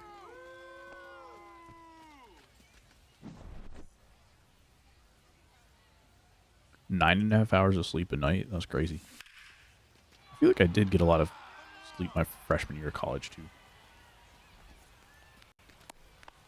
But I also wasn't going to class. I was just watching Netflix and sleeping. The right fielder, Mike Trout. Counts 1-0. Trout is doing better than I thought. Did that hit the bag? I thought I was going to hit the bag for a second. Safe. He's Go straight up into the air. I think he played it right before it hit the bag. But still turns into no outs. I think it was a slow animation trying to get to the second, and by the time it got up to fire, it was already too late. Out at second. I think a head first slide might have got in there. I think his feet went like over the bag or something. Because it looked like he still beat him there. Nope. Outside. 38, so 65, nearly twice as much. Nice. Very cool. We love a nice little boost. That ball could have used a nice little boost. They make BR teams OP? Nah. I would say not at all. I think there's like 3 diamond rounds, maybe 4. But nothing crazy. Oh, I just switched to ranked. I just finished my BR run. If that's what you're asking.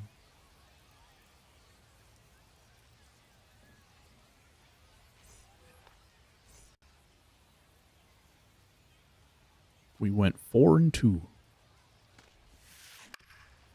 Just a good old dude food BR run, you know?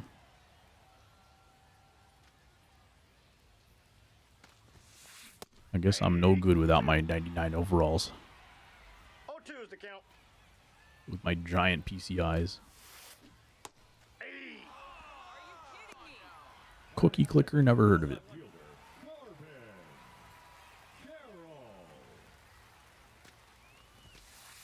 You're an adult now, Dan. If I never heard of it, then you and me should be in the same boat. Just admit you're unk now.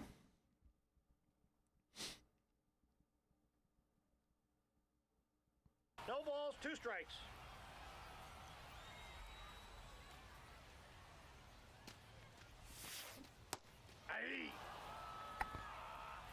Kind of BR run that would be great for the BR program.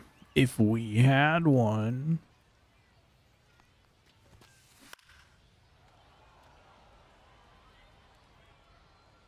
Yeah, pretty much. Knock out that. Just go 4-2 over and over again, and you'll have that done in no time. PCA batting third, takes him deep to right field. Tie up the game. I don't even think this is this 99 PCA because this team is like weird. I don't know if they like just started a new account or something. Yeah, there's a 73-73.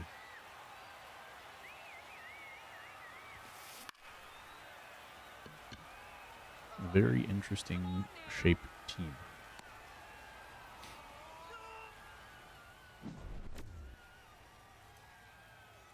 The weird thing is, like, I feel like if you do programs for like 2 hours, you could get all 99s.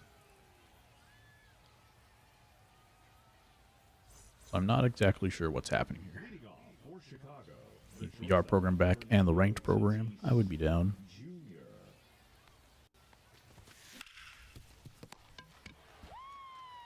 Firmly hit. When it was a good pitch. Cumulative event rewards, absolutely. I think they added those back like later in the season, right? But like not before it was too late. Outside.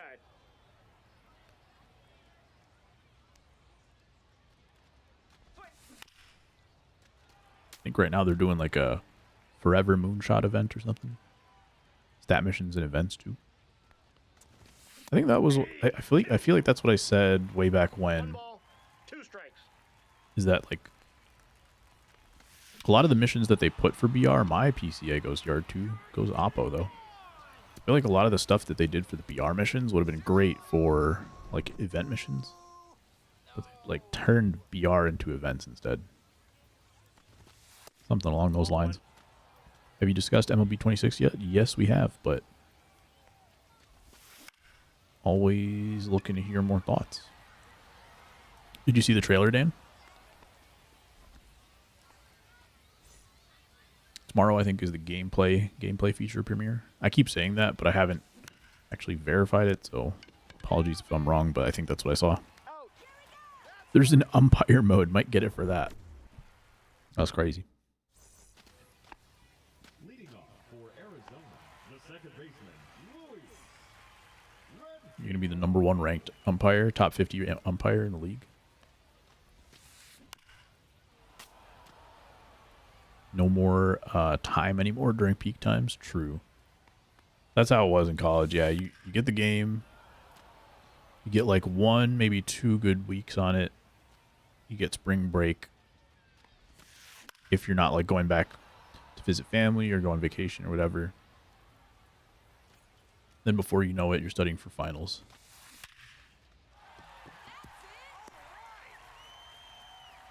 No, I'm getting a job this summer. That too. That too. And your life is never the same.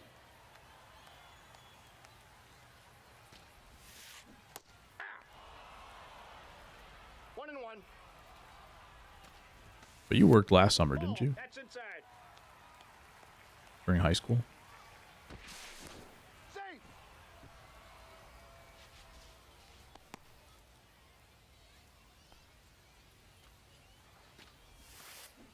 Aye. Swinging them. 2 balls, 2 strikes. Chipper throws it away almost. He tried. He's out. Landscaping last summer, low-key buns, and I got underpaid. Dang. Did you do it with somebody you knew? I assume. That's tough. It's okay though. Landscaping's good. It's a good life experience kind of job. That or retail. Batting 8, the designated hitter, Aaron. Friends, local company, and the surrounding towns. Okay. As long as he was also not paying himself fairly. As long as it wasn't a CEO getting overpaid situation. Especially when the CEO is your friend. Or you're saying that's the company that he worked for? I feel like there's a lot of teenagers now that will just Leading off for the Cowboys, graduate high school and then kind of start their own service company, which is a pretty good idea. You can get after it. I'm going to need that job if I want to play that game. True. now batting, Good motivation. Andrew. Did you say you already had the interview? Ball, that's out. Or you have one coming up? 25 an hour, I got 15, so like, I'd say that's in a fair range in my opinion. Also, 15 is pretty good. 2 balls, 1 strike. If you're making $15 an hour at 17 years old, I have no sympathy. Let's go, baby. You may technically still be overpaid, but I mean underpaid. You may technically still be underpaid, but Now batting, right fielder, Mike Trout. as someone with 0 work experience, getting paid $15 an hour, that's just fine. 10 kids started service companies, so it's low-key comp. Nice. Honestly, that's good. That's good to hear. Had the interview Monday. Nice. Feel like it went pretty good. 3. It was interesting. Manual labor, so got to be 1550 this summer or I quit. Fair enough. Know your worth, King.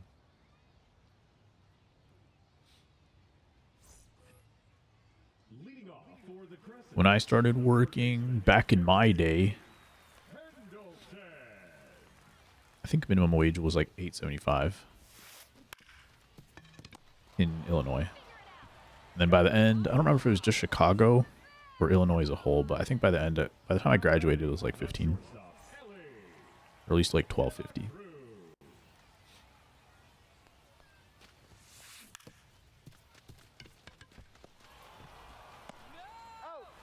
Video call with an AI assistant? I don't know either. Oh God, dude, that sounds horrible. Yeah, the interview process right now is insane. You got fake job postings. You got AI assistants. You've got like AI filters just throwing out resumes because they don't know how to read.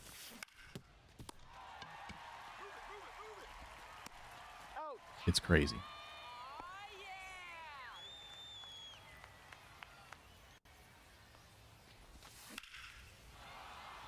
$96 off the bat. That's gonna go. Had details answered for every question, and it seemed to like what I was saying. Okay, that's good at least. You can only do what you can do, right? Someone wants to use an AI, I guess so. But that does make you like wonder what's going on behind the scenes. I remember like my first job, like my first full-time job No balls. that I accepted when I was working. When I was there for the interview, there were still like One ball. Two there were strikes. red flags. But there was enough like good stuff that Ball. I could overlook those red flags and I got out at a reasonable time. So red flag doesn't mean like no go necessarily. It just means keep your eye out. And if they start stacking, that's when you say no. But no place is perfect. Everything's gonna have a trade-off, so just gotta figure out what you're comfortable with and what your Ball one. priorities are, I No guess. strikes. That ball does not get down. I'm on the edge of my current place too. Did you ever get that the promotion? I know there was like some drama with that at one point. I don't know if we've heard a work story lately. Gotten a few, nice. Apparently the interview was done through a hiring agency. Like even the AI assistant was through the hiring agency. That's interesting.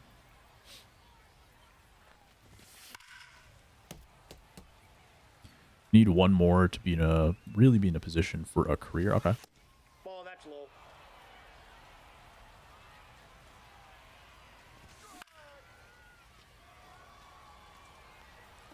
Swung at ball 4. How's that feeling then? Do you know when you would get a chance to get that promotion? And then for the career, does that mean you have to like move to HQ? Leading off for Arizona, Last one you never had a chance. Okay. Crow Armstrong.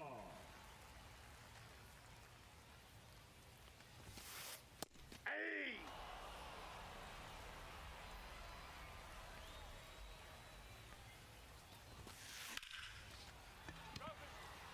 PCA to PCA, lines out. Hiring manager really picked someone out before he opened the position. Yeah. Nothing you can do at that point.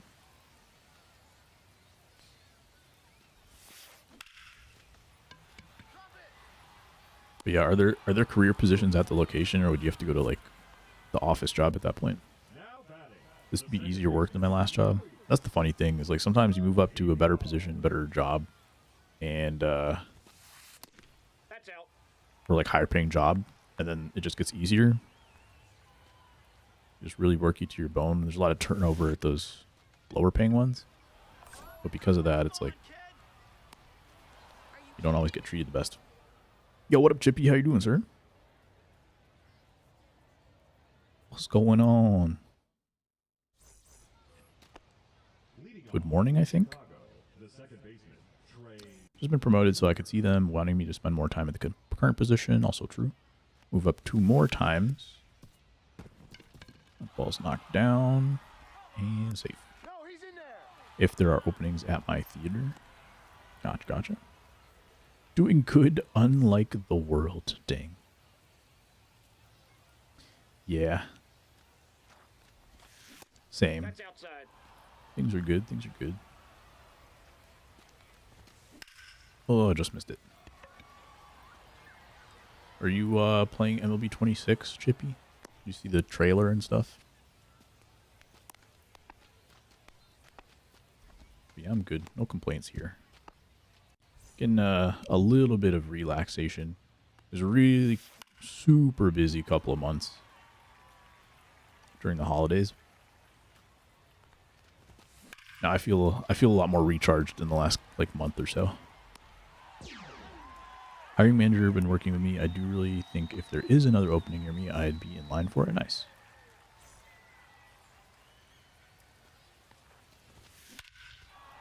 Mike Trout to left center.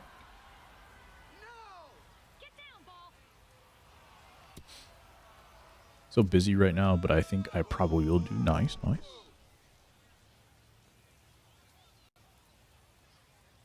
Busy is good. Ball, that's out. Did you figure out the physics stuff? Still gotta... Are you kidding me? We're gonna hop on a call. At some point. Probably next weekend I might be free. We'll figure that out. Drop in front of him. Nope. Yelich out there. Makes the catch. One person got the last one. Isn't doing a great job. I think he was promoted before he was ready, but the hiring manager doesn't want to hear it. Tough. Top manager at my theater is afraid of being fired herself, so she isn't doing anything about it either. Dang. Afraid of being fired as in like if she does something about it, that means like it'll expose what's happening, and right now it's like her superiors don't know about it.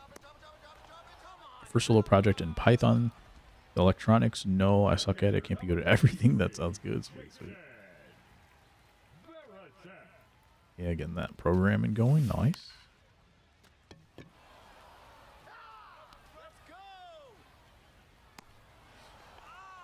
I haven't done much programming in a while. The designated hitter, number 99, Aaron Judge. I don't really miss it.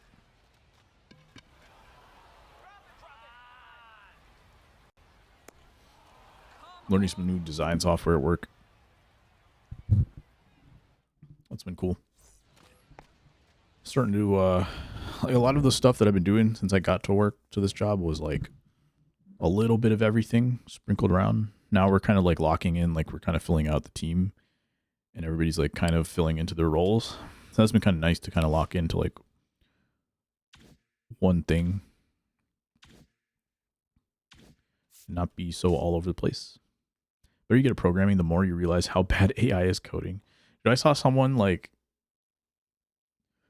people are just like proudly talking about like vibe coding. Like, hey, I made this app via vibe coding. Like, why did you like even say that? Why didn't you just say you made an app? Why are you telling people that you vibe coded it? There's no shame. Position below her has quit twice because of her. They didn't even last a year. That's crazy. If you got promoted, would you be below her or 2 below her? The next one, quits or complains about her. She's probably ousted. So they're probably already got an eye on her then. That's wild.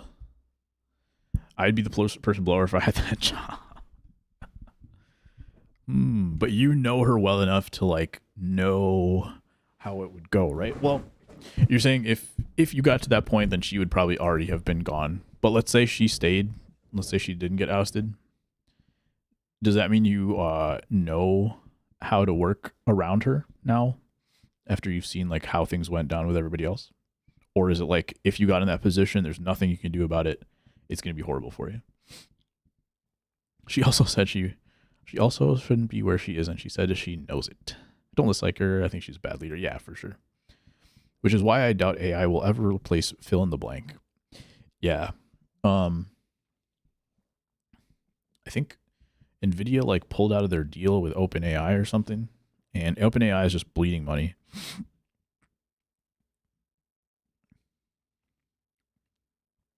The standalone like ChatGPT type stuff is just not going to make money.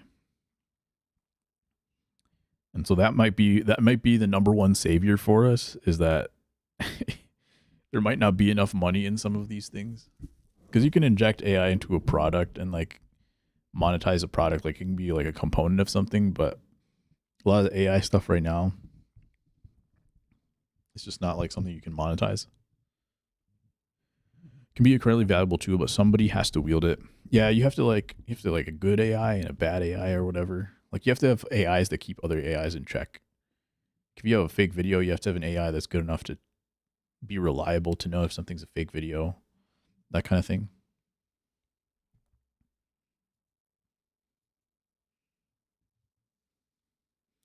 Media literacy is going to be even more important. AI is completely useless. What it is a great collaborator, helps us structure ideas.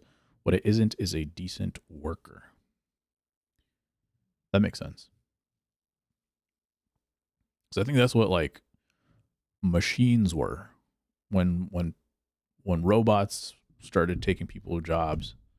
Like those were good workers in some ways. Some worked out, some didn't, but they were able to actually like replace workers. AI, I don't think it already has replaced workers, but the quality fall off is like crazy, as opposed to like some machines can actually do jobs a lot better than people, more consistently and faster. But AI, there's too many jobs where like it has to be done perfectly correct, and AI like can't be relied on for that, for it to be worth to replace a whole human.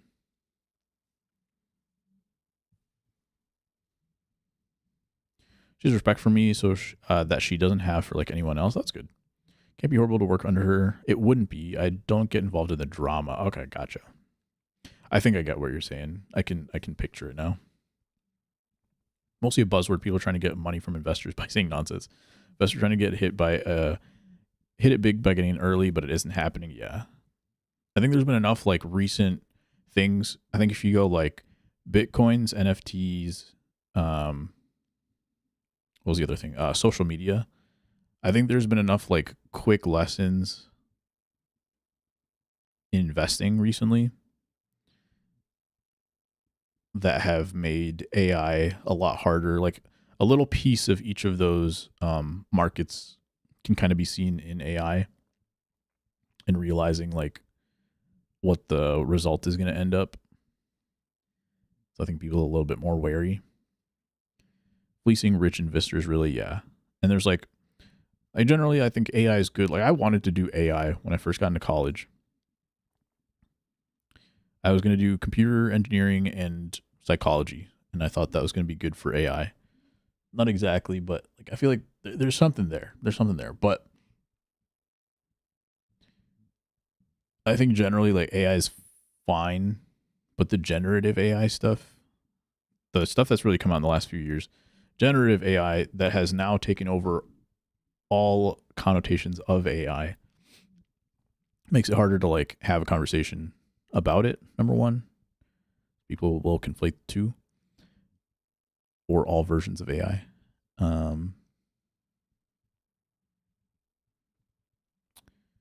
Yeah. So, and then that makes it weird. If you do want to like, there's a lot of great AI stuff that is not necessarily generative or like stealing somebody's stuff or bad for the environment necessarily. Those kinds of things. There's plenty of AI that's good or just a tool. Don't talk about much because people are so upset about it, but they know nothing about it. Yeah, that's what happens when you don't educate people anymore. No one really gets is that AI solves the wrong problem. The jobs you want to replace are the ones people don't want to do. Those are the jobs that people don't want to do.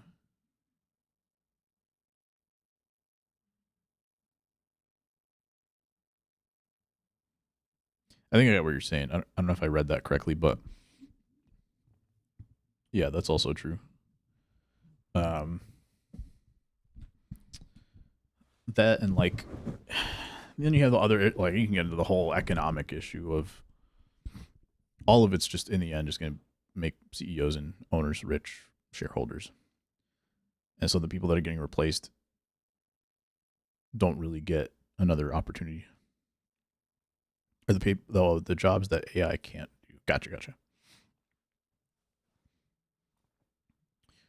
Yeah, agree. There's a whole other tangent of the like economics that you can get into that conversation, which won't be tonight, but yeah, it's crazy.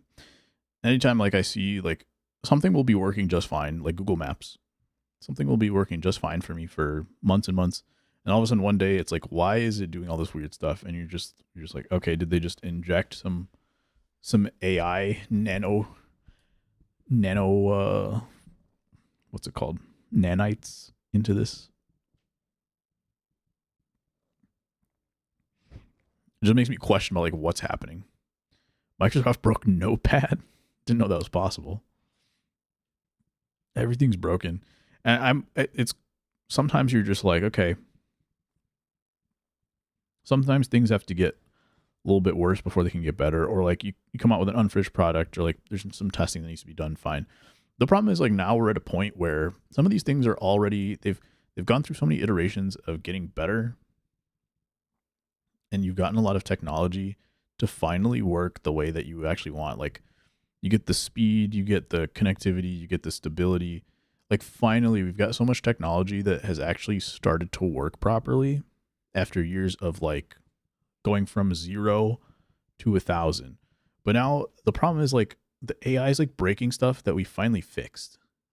And instead of starting from 0 like we did with all those things, we're starting from 1,000, working backwards, and then trying to get to like the same 1,000. Like some of these things are like just going to have such minimal returns, and it's just going to plateau so fast that it's not even worth it to have the AI in there. It's not worth it to like break it just to get back to the same spot. Because from the user's perspective, it's not. And it's really just like them trying to slim down on their costs. But then also the costs are going to be, eventually, they're going to have to slim down more. Like, it doesn't make sense. Like, they'll have a couple of good years, and they're like, okay, now we need to cut costs even more. So let's find something else that we can cut. Until you're just running, like, one giant server.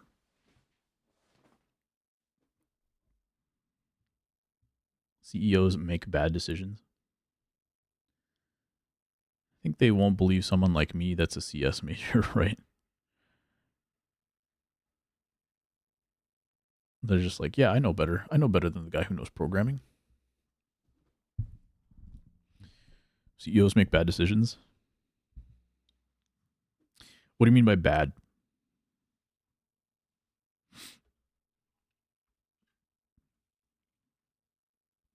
Short for that are for bad decisions that are for short-term profits at the cost of long-term profits. Also true. But that's also like a systems thing. That's just like a American, I don't know if it's American or if it's just economics in general, capitalism in general. Because you're making the short-term gain because you have your, what's it called? Your responsibility to your shareholders. I think, Chippy, maybe this was something that you explained to me at one point. Because your responsibility to the shareholders. So you have to get your, like, what, 10, 15, 20% increase of profits this year. Otherwise, you get fired. So they're like, sometimes I feel like CEOs, like, they become the scapegoat. It's almost like they get paid so much to become the scapegoat, too. Which is like a fair trade-off. Like, I don't feel bad for them whatsoever. But it also, like, kind of hides the fact that, like, companies just have to do that. Like, if you go public and you have all these shareholders, you're, like, legally required to go for short-term profits at the cost of long-term profits. Yeah. Fueled by investors, and also like I think like legally, if you don't do that, I'm pretty sure like they can just fire you. And so I think that's the interesting thing too, is like people don't talk about that as much as they talk about like the CEO with a huge salary, which is why I'm saying like they get paid the high salary so they can be the fall guy. And so the shareholders, the investors can just like sit in the back and like not take the heat.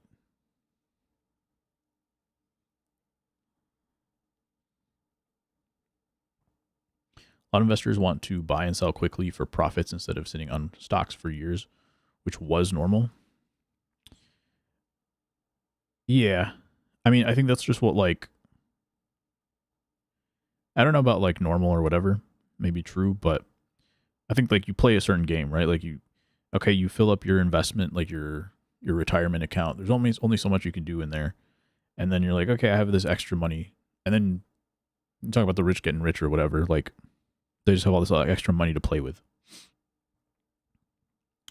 And so then they're like, okay, I can get 10% here in the stocks, and I'll do my 10%, and then what? Like the only thing I can invest in is something that's going to be more than 10%. So I'll do some real estate, and then I need more than that. So I need my company. If I'm going to invest in a company, I need to know that it's going to get me at least 20%. So it's like, then it becomes self-fulfilling. Isn't something called fiduciary responsibility? However, it's kind of gone past that point. One of the problems is a misalignment of incentives. CEOs are paid in stock for a reason. True.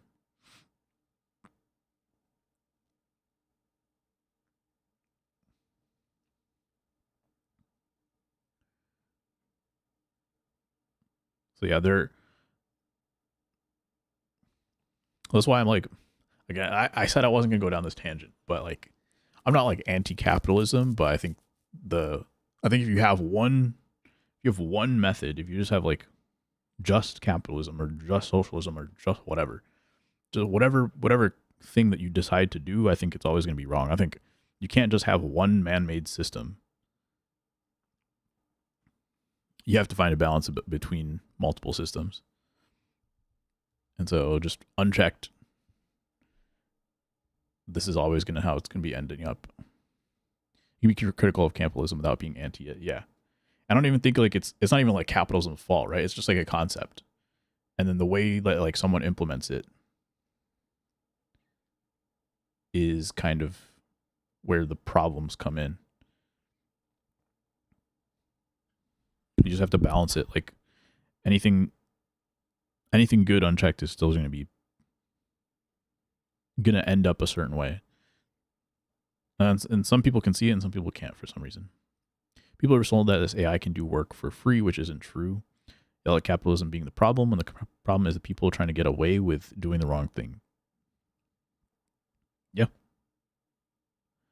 That's the interesting thing. I don't know. It's just interesting when like someone's like losing because of capitalism. That's the whole game, right? It's like someone will be losing because of the way the capitalism is, but they'll still defend it. They'll defend it the way that it is. Not capitalism as a whole, but like the way that things are, the way that they've implemented things. And then they don't want to, I don't know. They don't realize that the thing that they are fighting so hard to maintain for somebody else's pocket is the thing that's holding them back. Smashing capitalism, baby. Defend fairness, whether it's directly benefiting me or not. I agree. I do agree with you on that. But it's it will be defending capitalism and replacing that with another unfair criticism of something else that is not the same.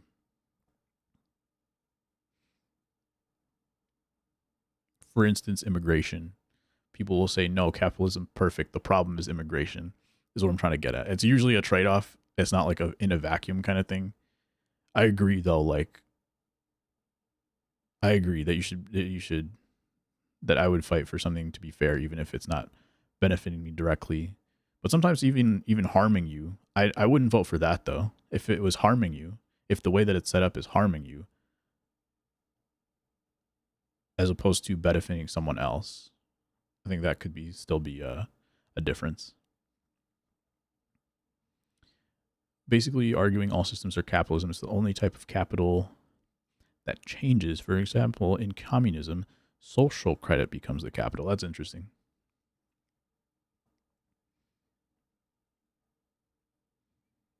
Very interesting. Okay. I should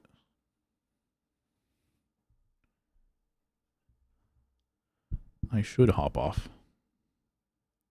Would probably be the smart thing to do.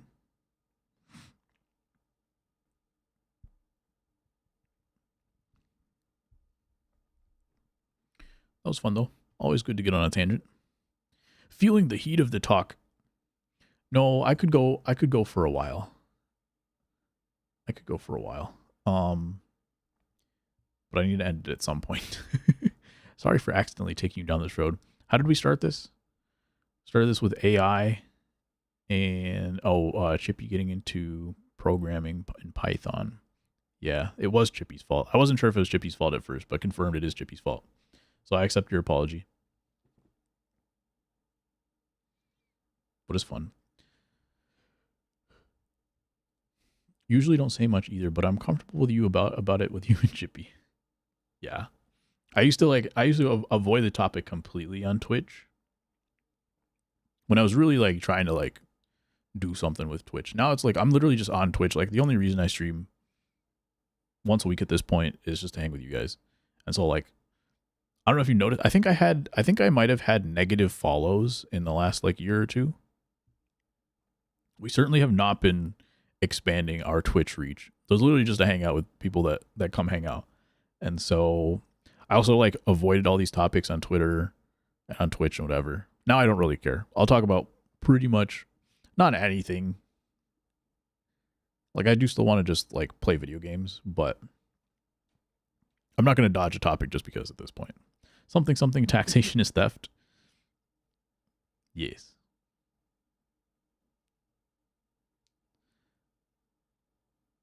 That's another topic for another time though. There are times where I try to talk about his personal life. Hey, I did talk about my personal life. Now I'm talking about it less. What's your first, middle, and last name? Dude, comma, and food. Well, food, comma, dude. Middle name is comma. There are times I try to stream hang out, but I don't have enough time to devote to it. Yeah.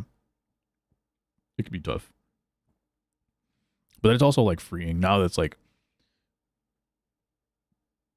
I don't really care about the presence or the Dude Food brand necessarily.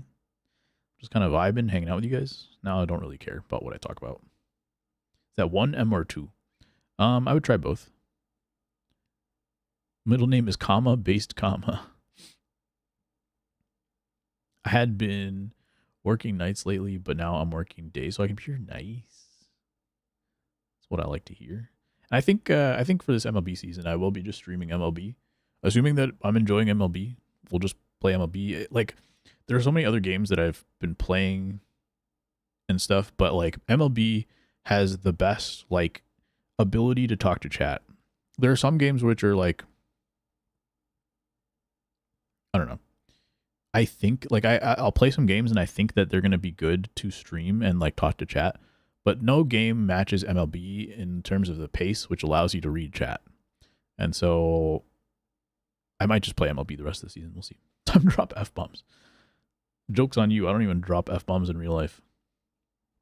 Are we finding Dude Food's LinkedIn? I think the net negative followers is attributed to 3-year absence / only streaming once a week.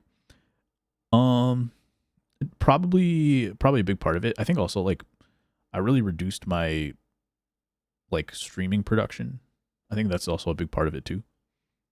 And I haven't really been doing anything to make it interesting for a new person to either click on my stream or to find me on another platform. I think that's about a big part of it too. The 3-year absence definitely hurt.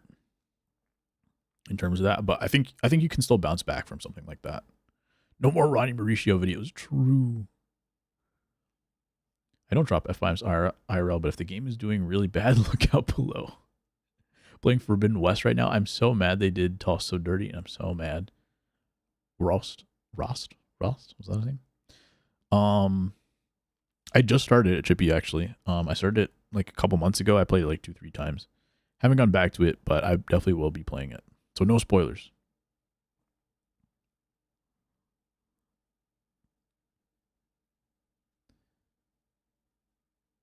I've never dropped an F-bomb in my life. Good job, Chippy. We're proud of you.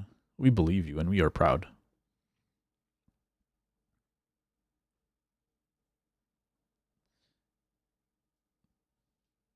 But yeah, so TLDR, we're down to talk about whatever. Now at this point too, like, because the thing is, like, you could have like times where you play a game and like people are like, or you look and you see that like there's only 2 people in chat or whatever by playing whatever game, and it's like, all right, a couple people wanted to see this game, whatever. I was really enjoying this game, so I'm playing it, and we just hang out. But MLB also like has the most fun conversations too, whether it's for baseball or something else. Every other word that comes out of my mouth, you are a liar, Chippy. So I don't know if I'm gonna play MLB 25 until MLB 26 comes out. I have a feeling I'll stream something else in between, but mix in some MLB. But I think it would be fun to get one more game in, maybe a single player RPG or something. But we'll see. We'll see what happens. MLB is just like the easiest stream to like game and chat. Web browser games. I think I tried that one time. Maybe we can do some more Sporkles if we have enough people. Gears of War on my to play list. Nice.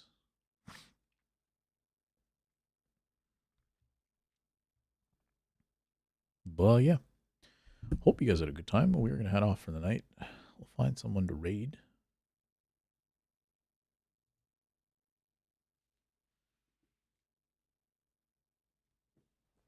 Sporkle's fun until you realize you've done all the baseball ones, right?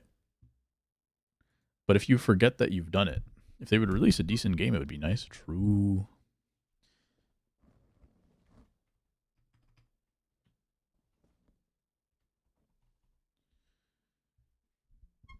Yeah, but if you forget that you've done it, but then you remember all the answers subconsciously or unconsciously, as Chippy would tell me, then you can win without feeling like you cheated, even though you did. Then you have to do geography. Bum, bum, bum. We'll just get Carlos. Carlos is the Flagasaur, the geography king. Take care, Chibi. Hopefully you should be back next Wednesday, I believe. I don't think there's anything in the way, so hopefully we'll see you guys then. Until then, hope you guys have a great night. We'll chat about the gameplay trailer. Seems like people are getting jazzed in the Discord about some of the off-season moves too, so feel free to chat in there. I will see you guys then. Have a good night. Peace.